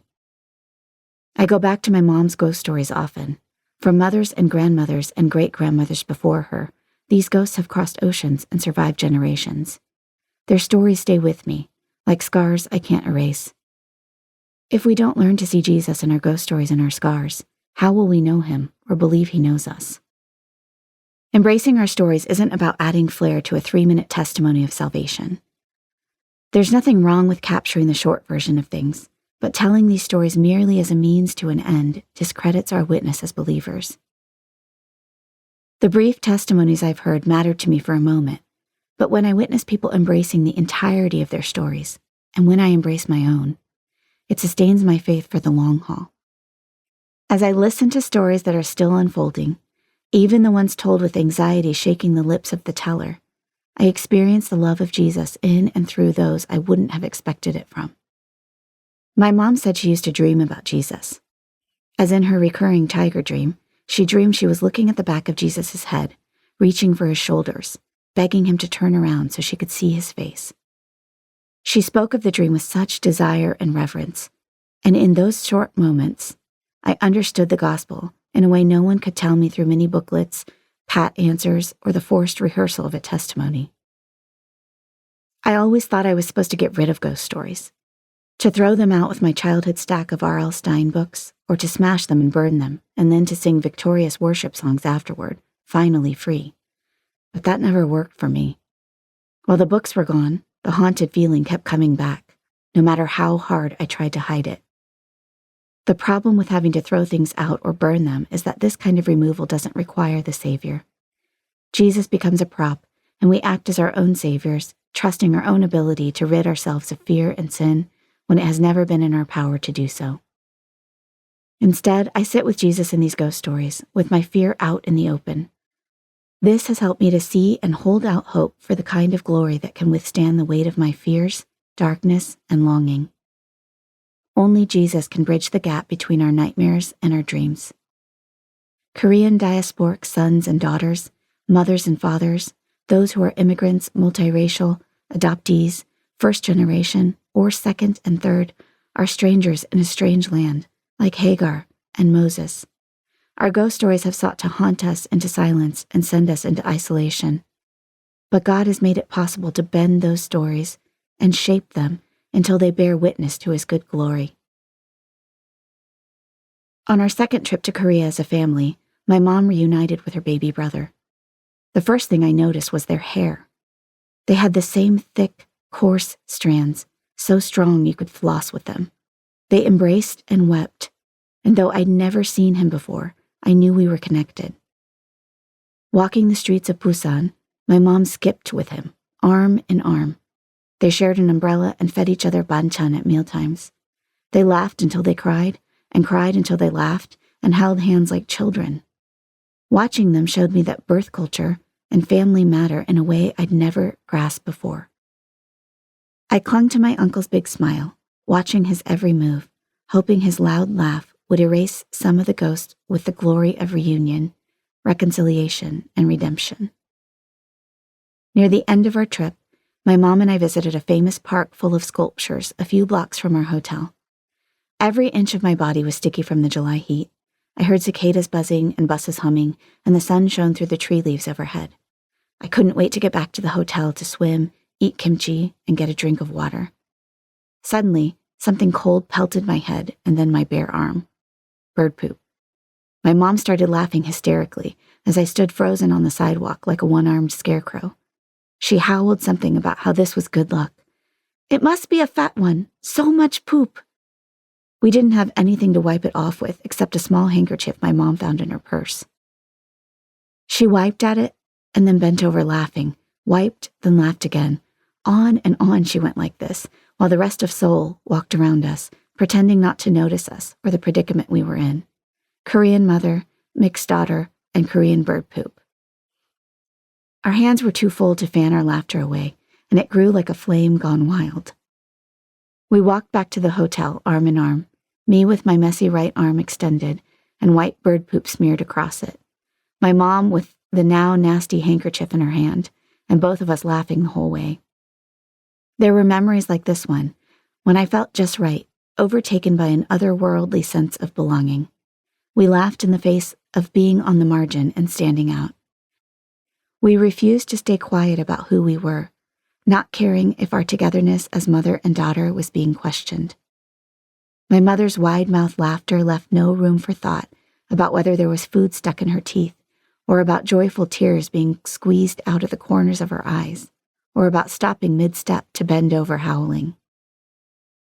When we laughed together like this, I felt the hope of shalom. I thought of her laughing this way with her baby brother after decades apart. I began to believe things could be made right in my mom's irreconcilable stories and my own. Our ghost stories were being smoothed and reshaped with love and laughter. On the streets once described as haunted, the glory of God was evident and present, writing new pages. Chapter 10, Jesus and Jung. History has failed us, but no matter. Min Jin Lee.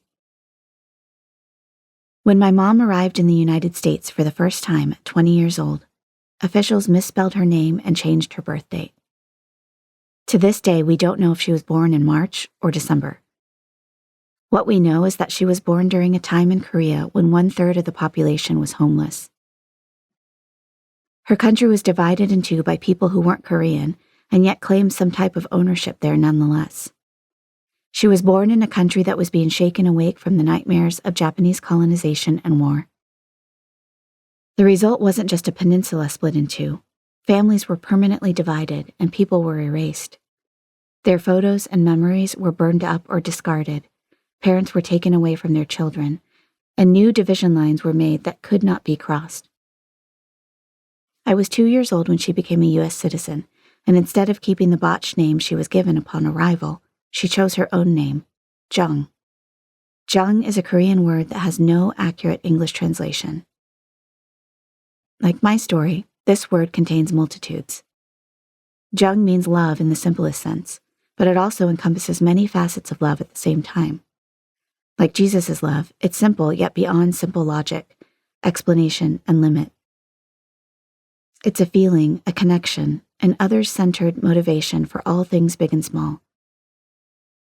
Before I understood the significance of this Korean word, I sensed how my mom's name, whether it was written by my mother in Korean, English, and Japanese, or spoken tenderly by my father, encompassed my mother's story, and how it now fills my own. I felt Jung in every gigantic sambap ball she stuffed into my mouth, every kimbap piece she handed me while she was rolling and preparing it for my sister and me, all while making enough to feed an entire neighborhood. I felt it in every back scrub, each story shared, every hair brushed so tightly my skin would lift toward my hairline. I felt it in each cucumber coin put on my face and every word of santoki sung to me before I fell asleep at night. Like Jesus, Jung has always been there, reaching for me, even when I rejected it and had no words to describe it. He looked up at me from his toddler bed and asked, "Can you sing me the song about the rabbit who runs away?" I pulled the thin Pikachu sheet up around his small shoulders and sang santoki while he made bunny ears and moved them up and down the length of his forearm. "Why did the rabbit go away?" he asked. I looked into his big brown eyes and saw myself staring back. They were filled with questions. I don't know, I said. Maybe the rabbit wanted to see what was on the other side of the mountain. Maybe the little rabbit didn't believe it had enough at home. I thought he was content to think about those possibilities, but after I kissed his forehead goodnight, he had more to say. "I don't even like to go to school. If I was the rabbit, I would just stay home." The weight of his anxiety hung on his words, passing from his heart to my own. I wished I could take all of it away. "Who taught Harmony that song?" "I don't know. I guess it was her mommy." I lifted my arms over my head, making a saranghae circle, whispering a breath prayer for help before turning out the light. I considered how little I knew about the lullaby and how I'd need to talk to Korean friends or do some research to understand more. I'd asked my mom about it in the past, but she didn't know anything beyond the song itself. I wondered what kinds of cultural traditions and details my own kids would discover as they got older.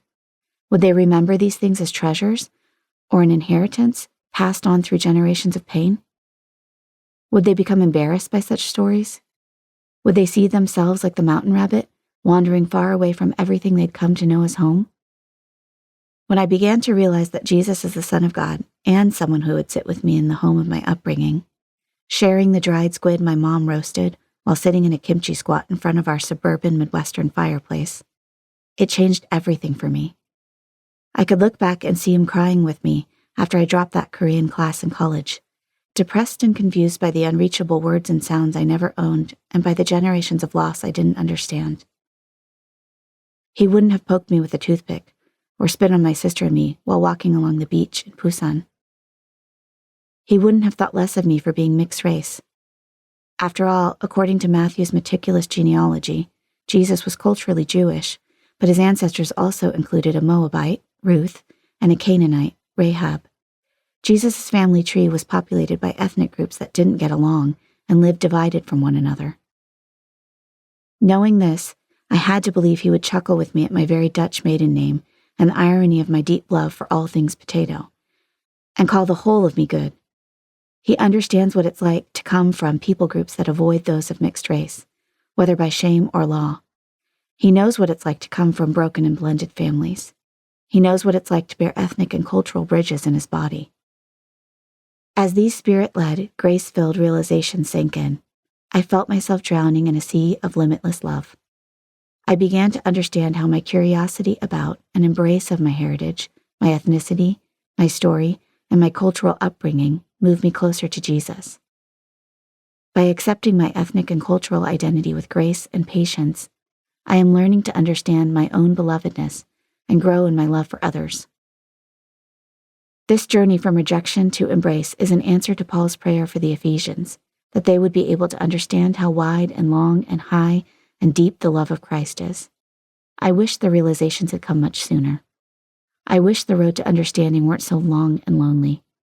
I wish I had known that small things would lead me back home, from lullabies to soup bowls, from journal pages to the sharing of stories in safe communities, near and far. Then again, I'm not sure I would have known any of it in the same way without walking the journey in its entirety. And if bearing the burden of my own mistakes, pain, and hiding, and coming to understand that Jesus' perfect jung is the only way out of it, helps others come home to him and themselves too, then may it all be so. I couldn't embrace the good news of the gospel or the hope of Jesus' kingdom come, here and now, until I embraced the good news written in my thick mixed hair, the face of Jesus' kingdom staring back at me in the mirror. I had to learn not only that he didn't mind my kimchi breath prayers, but that if he were here with me in the flesh, he would have kimchi breath too. I couldn't embrace the strength of true community, koinonia, until I understood that Jesus meant for us to belong together by seeing one another, sharing and receiving one another's stories, pursuing one another, learning to love one another, and laying down our lives for one another as whole beings who carry stories of inherent value. To know greater depths and widths of Jesus' love for me, I had to embrace the jung that has permeated every page of my life since before I had breath, the jung that compelled me to journey from rejection to embrace, and to a redeemed curiosity that has led me to a life of building and rebuilding my family's ethnic and cultural stories. In the book of Nehemiah, what stands out most to me is how tender-hearted Nehemiah remained toward his people and his ancestors, even though he was removed from them. Though he was in a culture different from his own, he had a sense of ethnic and cultural identity that was interwoven with his spiritual identity. He was familiar with Babylon and Babylonian ways, and he succeeded there, despite being born in exile as a son of refugees. I wonder what stories his family told him while he was growing up in Persia, away from the land of his ancestors. I wonder if some of these stories kept his heart tender toward home and helped him remember who he was, who his people were, and what God had done among them. Were these stories also what fueled his compassionate leadership despite opposition? As he sought to rebuild the walls of Jerusalem, and as he led his people in this work, he encountered both support and opposition. The support urged him on, and though he remained steadfast in his work, the opposition impacted him. He prayed with emotion over the constant accusations and interruptions. When others claimed he was rebuilding for personal gain or power, he responded by calling out what was false and staying steady in his work. I've never built a wall, but I can relate to having to defend myself against naysayers. When I was in college, I mentioned something to a friend about how important my Koreanness was to me.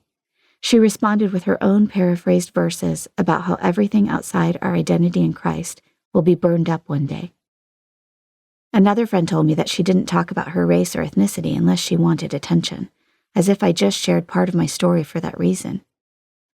I've been told that stories like mine are a trend, as if my entire upbringing and all the stories that make it are as light and meaningless as a leaf blowing in the wind. Once, when I asked a church leader if diversity was a value in their ministry, I was told, yes, but many people are weary from conversations about the importance of diversity. All I could think about was how bone-weary my friends of color and I have been for years over the lack of priority given to diversity. Why is it okay for us to be weary, but not okay for white brothers and sisters in the faith? I've also hidden my stories out of fear. I've covered them up, tried to erase them, and spent years wishing they weren't my own. I've resisted my taste buds and my cravings. I've tuned out the songs of my upbringing, and I've pretended I didn't need the flavors and sounds that God chose to sustain me within my mother's womb. I've told myself I could have a heritage and let it all go and still be whole and free. I believed the lie of assimilation and white supremacy until it led me to a dead end. I couldn't grow or be known by assimilating. I couldn't experience being loved when part of me was pushed aside. The isolation I experienced from putting to death the details God intentionally placed in me eventually broke me. When I look closely and lean hard into the God-given jung that now compels me, I see Jesus doesn't require me to throw out my cultural identity. Rather, he beckons me to rebuild my cultural stories on a foundation of his perfect love. This rebuilding is not self-serving work. Rather, it creates refuge and room for my stories to flourish in God's love and good intention. Last year, my oldest son asked, unprompted by me, if we were having tteokguk for Lunar New Year. After hearing his question, all my kids exclaimed over how much they loved the soup. My son told his siblings that they would become a year older after eating the bright white rice cake coins. And I chuckled because I couldn't remember when I told them that, or when they all decided tteokguk was their tradition to own, especially after their lackluster response the first time I made it. Since we were talking about rice cakes, my youngest started begging to make our own songpyeon for Chuseok next year. She has the recipe dog-eared in her Korean celebrations book. My middle child told Matt and me that he wants to take Korean classes, and when I listen to my Korean language lessons in the car, he eagerly follows along, repeating each of the words and phrases, so sure of his Koreanness despite his fair hair and light eyes. I look in their faces and hear their questions and see how natural it is for them to want to know who they are and to reach deeper into their ethnic and cultural identity. This isn't something political or trendy for them. They have no agenda. There's no argument. They aren't looking for something to worship or idolize above their maker. They search for language, stories, tastes, songs, and other creative expressions to connect with one another, with our family story, and with those who came before them. They are living evidence that representation matters, because it's a roadmap to knowing they are made whole by a creator who loves every part of them. They read books about the Loch Ness Monster and ask my husband again what his Scottish crest looks like. They want to know when we will visit Korea so they can taste and see who they are in a way they haven't before. They want to see pictures of the Highlands in Scotland and look at our family tree online. Our youngest, who is adopted, wants to see the photo books made by her foster Omma in Korea and the pictures of her earliest days, there and here. She wants to talk about where she was born and look at the city on a map. She told us she misses her biological mom, even though she doesn't know who she is. It's good and natural and affirming for my children to know who they are deep down, into their every detail. Their curiosity is holy, and to withhold this information from them would be wrong because these details lead them to Jesus. God speaks to me in English, but my dreams, he sings to me in Korean. We are not only pilgrims, we are kajok, family. We are connected by jung, rebuilding the bridges that have been broken down before us. God uses all of it to lead us towards wholeness and home. On the plane ride to bring our daughter home from Korea 6 years ago, we flew Korean Air. The flight attendant brought us a tray of bibimbap, and I excitedly squeezed my toothpaste-like tube of gochujang onto my mixed rice with vegetables. I noticed another container with the lid lifted to release steam. The steam seeped out of the opening, swirling toward me, an invitation of strength and grace. I watched it and felt the weight of being in between cultures, literally flying in airspace between the East and the West, reaching back toward Korea, no matter how far I've been thrust away from it. I am like Moses, just like my grandpa Dallas said I would be. I am a daughter of Jung, just like Jesus knew I would be. I am Hagar, a stranger in the wilderness, planting hope with tears of Han, and I have a God who comes near. I am another Nehemiah, a Korean mother who builds and rebuilds. I pulled back the lid and saw the dark pieces of seaweed floating in the liquid and realized it was miyeokguk. I looked around to see if others had it on their trays and whether they'd eaten theirs. The woman in the row to the right of me moved her perfectly round spoon with a clump of rice on top toward the bowl of soup and dipped it in, adding broth and seaweed to her spoonful. It seems just like Koreans, that even on an airplane, they would offer their most comforting and traditional tastes. I remembered how I poured a whole homemade pot of miyeokguk and a part of myself down the drain. I thought of all the things I'd rejected and all the things I'd hidden, and silent tears slid down my dried-out face. I pulled the plastic lid all the way off, and though I knew I should use a spoon to be polite, I lifted the bowl and drank the entire contents, letting it gush down and caress my tongue, my throat, and eventually the insides of my midsection with forgiveness. It was a baptism of what I once was, a rebirth from rejection to the redemption of embrace. With each trembling swallow, I nourished the Imago Dei within me. I recently found an English translation of Santoki online. I mouthed the words and sang it slowly in Korean, then read the English translation. All these years, I thought the story was about the rabbit getting lost and eventually finding its way back home. But I discovered the rabbit didn't exactly run away. It left to climb the mountain and find chestnuts to bring back home to its family. Perhaps my mom told the story that way to mirror her own journey. The idea that the rabbit went away, came back home, and also had chestnuts to feed its family fills me with new hope. Mountain bunny, bunny, where are you going? Hopping, hopping while running, where are you going? Over the mountain pass, pass, I will climb it alone. Plump, plump chestnuts, I'll find and bring some home. The stories we've been told inform us, but we are also writing new stories to give away. I tell my kids about their halmoni's name, how it's a Korean word that means more than 1,000 words. It's a word that describes the connection between their ancestors' dreams and their own unfolding stories. In between their bickering over who has the best seat at the table and who gets to pick what's for dessert, I tell them that they have Jung in their hearts, a voice they cannot hear but will always feel, something Jesus put there to help them understand how deeply they are loved and how all of us belong to one another. I whispered the words of the song again, thinking about how one story always begins with two.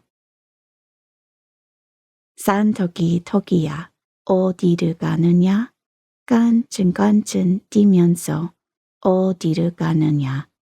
산고개 고개를 나 혼자 넘어서 토실토실 아바뮤 주워서 올 테야. Over time, as I've sung this lullaby to one child, then another, I've come to realize I am no longer voiceless. I have spent years far from home, and the journey back isn't quick or easy. The journey is ongoing, and it's mine to own, just as it will be for my children. I've gathered stories connected by Jung across oceans and generations and cultures. These stories are like chestnuts to feed and nurture other pilgrims in hiding, shalom-sick travelers who need them to build and rebuild their own journey home. As I sit on the couch with my kids, I point at the Korean picture books sent by my parents or the ones I found online, trying to pronounce the Korean words I know. I watch their eyes and mouths move alongside mine. I know they feel the connection just like I did, however clumsy the words sound coming out of our mouths. I see the familiar desire to belong and be known as part of family culture and identity. I gather my stories alongside all the answers I don't know and offer them anyway, my own precious scraps of treasure, my heritage. I continue to reach back so I can reach forward and pass on the power of holy curiosity, despite so many things I still haven't figured out. I pray my children will take these pieces, fill their imaginations, and keep rebuilding what's been stolen and destroyed over generations in a way only they can. I can't offer every Korean dream or story, and I can't give them a voice of fluency, but I can offer them the example of holy curiosity at work. I can offer them what it looks like to daily embrace the Imago Dei in my mixed biracial skin as I try again and again to make my own kimchi. I can let them see my frustration and my persistence as I practice language lessons while driving in the car. I can let them see where my limits have been set too narrowly, whether as a result of my own rejection or because of the loss I was born with, and trust God to widen those boundaries before their eyes. I can reach toward the redemption of my story and my parents' stories, and bring my children with me in my losses and my growth. I can hold up my broken branches, with the pages of stories stapled to them like leaves, and stretch the arms of my own broken body out wide to make the shape of our family tree. I am a beloved woman of Jung, a wandering tiger, a daughter and a mother. I am learning to speak the language of starlight, shouts of shalom into the threshold between the darkness and the light. Epilogue. Sheila and Gochu, a folktale. A fictional story inspired by my family's stories, past and present, and told to my daughter during bath time. Tell me what it means when a tiger roars and no one hears. Tell me how a bird builds a nest when she's a magpie who forgot how to sing. Is there a place for us? Can you find us? Did you make us in the silence of our mother's wombs? Will you redeem these stories from nightmares and tombs? Once upon a time, there was a city girl who became a poet and fought wars with her words. She married the son of farmers. Her husband was an archer who grew up in the mountains and knew how to talk to animals. But their story begins with another story, as all stories do. Once upon a time, there was a magpie named Sheila who lived in the thin branches of a hibiscus tree in the city. Sheila did her morning sweep through the city, flying low to listen to friends and enemies, co-workers and neighbors, school children and their pets chatter about the details of their days. She kept a mental list, connecting their activities silently in her head. The conversations were the same as they'd been for 1,000 years, recorded in the songs passed down from one generation of magpies to the next. Sheila listened to the songs of her mother and father, but she refused to sing. She learned to write with a pen she found in someone's backyard, along with a measure of persistence her parents always said came from a power beyond them. She found the pen glimmering under a wooden tree swing one day when she was making her rounds. The pen's translucent middle caught her eye as it flashed yellow in the bright spring light. She carried it away in her black beak. She always showed her treasures to Gochu, the tiger, her best and biggest friend. Sheila and Gochu liked to compare their markings. Gochu said that Sheila looked like a small penguin that could fly, and Sheila liked to say that Gochu looked like gochugaru gone bad, with a black river of ants running through it, drunk and dizzy from the spice. They didn't know what drew them together, despite how many things should have pulled them apart. Sheila knew other magpies who had become breakfast or a midnight snack on account of being near a tiger at the wrong time. And Gochu knew that most magpies flew to places where a tiger's strength and growl could never reach, singing prideful songs about their craftiness and riches. He knew more than one tiger who had been tricked by the cunning mind of a magpie. Nevertheless, these two unlikely friends regularly sat near the hibiscus with the pink and white blooms. Sheila sat in the tree and Gochu lay in its shade, and they had long conversations about the problems in the world and the beautiful things they found in it. Every day they wondered how to solve these problems and keep the beautiful things from fading away. Their unusual friendship isolated them from other magpies and tigers that couldn't understand how they ever agreed on anything or what they did with their disagreements. Sheila insisted, Gochu sees the world in a different way, and I wouldn't notice that perspective if I didn't listen to him. Sheila's onni said their nests were more important than seeing the world through other eyes, especially scary, glowing eyes like a tiger's. She was convinced Gochu could not be trusted and regularly watched out for her little sister while shaking her beak at her poor choices. Gochu's friends didn't understand why he would stay awake and use his afternoons for long, boring conversations with a bird. They assumed Gochu had a sneaky plan up his sleeve and was using Sheila to capture all the magpies in the city for lunch. They observed him with a watchful eye, waiting to prove that Gochu was a yamche, sneaky and selfish, not merely crazy enough to befriend a bird to chat with under the flowers. There was a family of garlic farmers on the mountainside near Gochu's home. He was afraid of the father and mother, who were known to use their perfect aim and quick bow and arrow skills to take care of anything that threatened their home or family. But Gochu had watched these mountain farmers care for their children and tend to the earth with such kindness and care that he couldn't help but try to keep them safe. At dusk each day, the father took a break from his work and brought his son and daughter out for archery practice. The mother had made a target from an old piece of cloth and filled it with rice. Gochu thought it looked like a misshapen man without a head. Whoever would imagine a tiger trying to keep a human family safe, and a tiger that chats with birds, Gochu's mother exclaimed. These humans didn't hire you to stand guard and watch over them. You aren't a huarong. Next you'll be carrying a bow and arrow on your back during the day and writing poetry about the moon at night. Remember, our kind don't roam the earth with pipes like we used to. Gochu didn't tell his mother that there was something he learned from watching this family. Something like what he learned while talking to Sheila underneath the hibiscus tree. He didn't know what to call it, but he was just as hungry for it as he was for any meal he'd hunted. He didn't tell her that if he could shoot a bow and arrow like the farmer, fly toward the moon and find shiny treasure like Sheila, laugh like the farmer's children at dusk, or write poetry like the huarang, he would. He didn't know that his mother had wondered about some of the same things as well, but felt she couldn't entertain anything more than keeping Gochu and his siblings alive. The mere acknowledgement of those longings would only enrage her over their long absence from her life. The thought of Gochu being in harm's way terrified her more than anything, and she couldn't see past the fear that fogged her nocturnal eyes. Sheila often flew from tree to tree alone in the mornings, watching the mountain and the city wake up. It was her favorite time of day.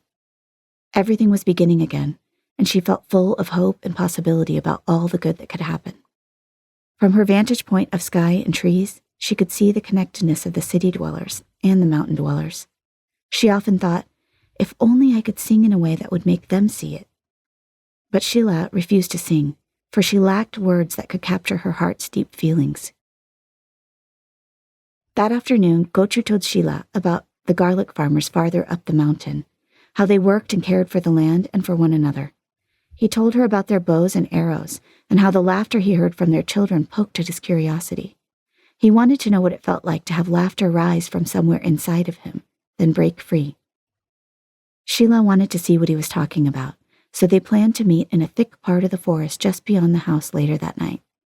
Sheila knew there were more tigers in the mountains, and she knew most of them weren't like Gochu. She thought about what made Gochu the kind of tiger he was, and she wondered, what is it that makes me, a little bird who looks like a penguin, want to fly into the mountains to see humans who might want to shoot an arrow at me?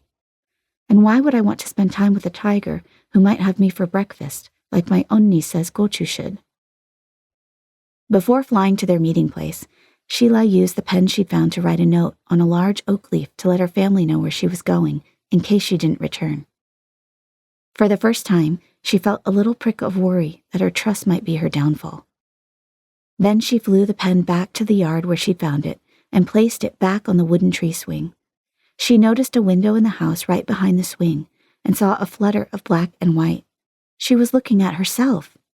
She watched her wings move and the way her black and white coloring resembled stripes when she moved, stripes like Gochu's.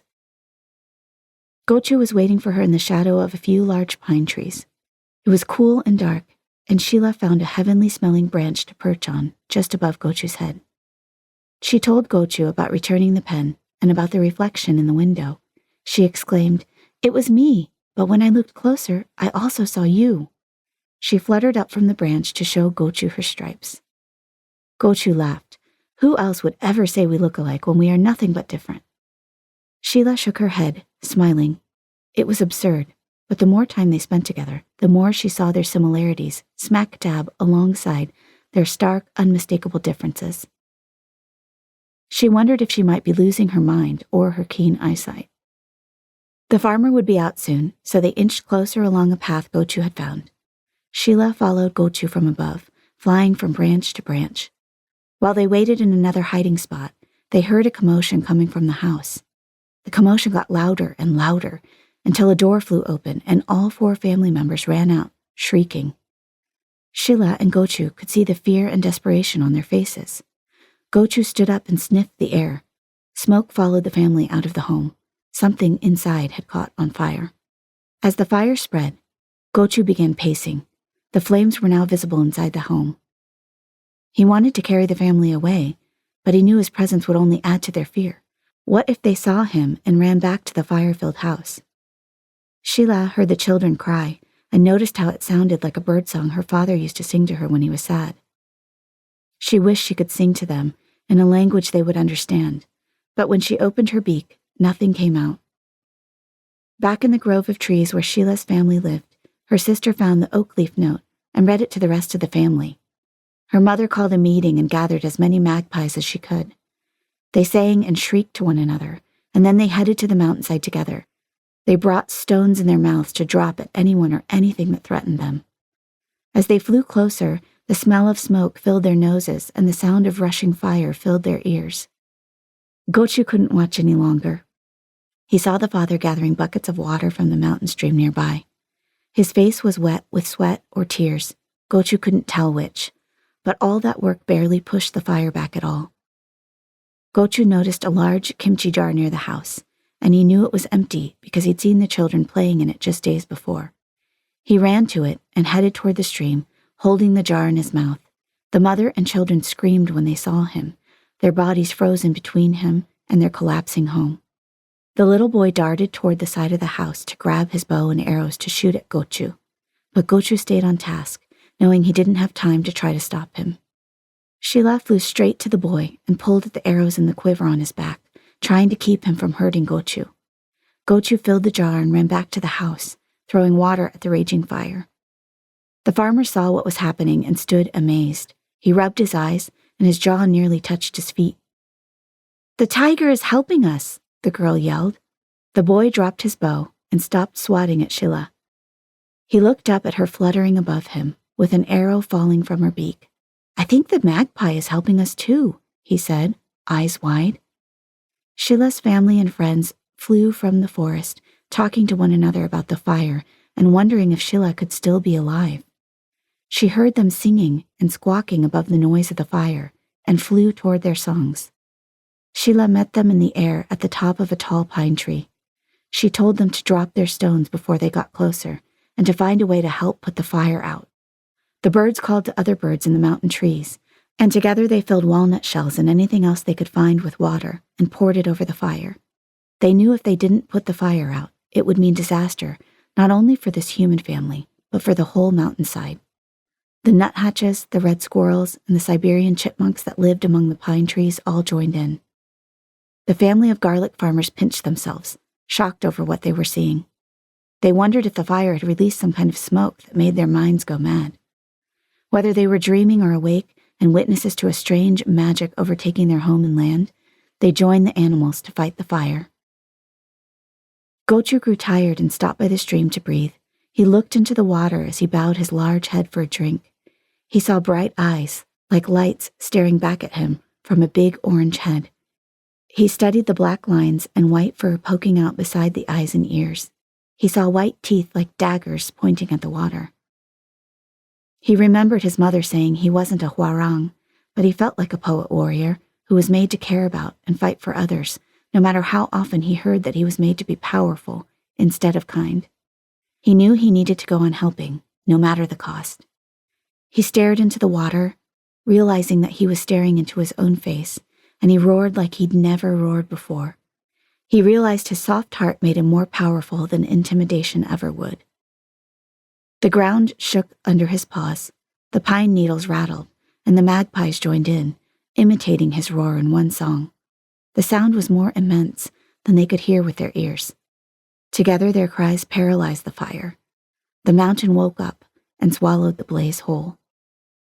To this day, there's a lake beside the place where the farmer's new house was built. The lake is so deep and goes so far down that it reaches the place where earth and water and fire meet. They named it Lake Jung, and it said that this lake can tell stories. It is known as the lake that reflects a person's face so clearly that you can see every part of their story and the face of the one who created them. After the fire, Gochu became older, and all his orange hair began to turn white. He grew close to the family of garlic farmers, and it's been said that people who hiked up the mountain from the city would see children riding a white tiger with a bow in his mouth. The children and the tiger followed the voice of a magpie, who wore a necklace made of pine needles and hibiscus blooms, singing a song that sounded like laughter. She'd discovered how to keep beauty in the form of a song the whole forest could hear and join in. There was a little girl who lived in the city, and on days when it wasn't nice enough to swing from the wooden tree swing her dad had made her, she watched the world from the back window of her home. In the winter, she spent afternoons reading folk tales about tigers that smoked pipes and about magpies and rabbits that were smart enough to rule cities like kings and queens. She held onto a school book about North America and was particularly drawn to a page on South Dakota, a place that was far away from any of her experiences and dreams. She studied the small black and white pictures of hills and grassy land, of cowboys and darker-skinned people with black hair that looked like hers. There was no reason for her to feel pulled toward this book about a place so unfamiliar and far from home, but she felt the same thing Gochu and Sheila felt, that there was something she could learn from studying this book and from watching the birds fly outside her window. Something like what Gochu learned while talking to Sheila underneath that hibiscus tree. She didn't know what to call it, but she felt a longing that was bigger than anything else she desired in all the world. It was so big she often feared it would carry her farther away than the rabbit that traveled up the mountain to bring chestnuts home. She didn't tell her mother that if she could run up into the mountain like Santoki, or fly toward the moon like a magpie, or roar like a tiger, or write poetry like the Huarang of the old days, defending people and goodness and mercy, she would do all of it. One day in the spring, she went outside to sit on her swing. She saw the pen she'd lost the year before. Beside it was a leaf, like a note with scribbles on it she couldn't understand. She picked up the pen, turned over the leaf, and hiked up the mountain to record everything she saw. She wrote about pine needle blankets and necklaces made from dried hibiscus flowers. She noticed the red squirrels and the way their fur rustled with movement and the way the nuthatch's wings stretched overhead. She found Lake Jung and looked deep into the waters. She said hello to her reflection in the water and heard a magpie's song. She blinked and rubbed her eyes. She stared at her image, and rather than seeing her own face, she saw the strong yet gentle face of a majestic white tiger. The tiger girl became a poet and went on to fight wars with her words. She married the son of garlic farmers who lived on the mountain. Her husband was an archer who knew how to talk to animals, and their story, the one that began with the story of their parents and the animals that lived among them, birthed the stories that grew into more stories, as all stories do. Tell Me the Dream Again. Reflections on Family, Ethnicity, and the Sacred Work of Belonging by Tasha Jun.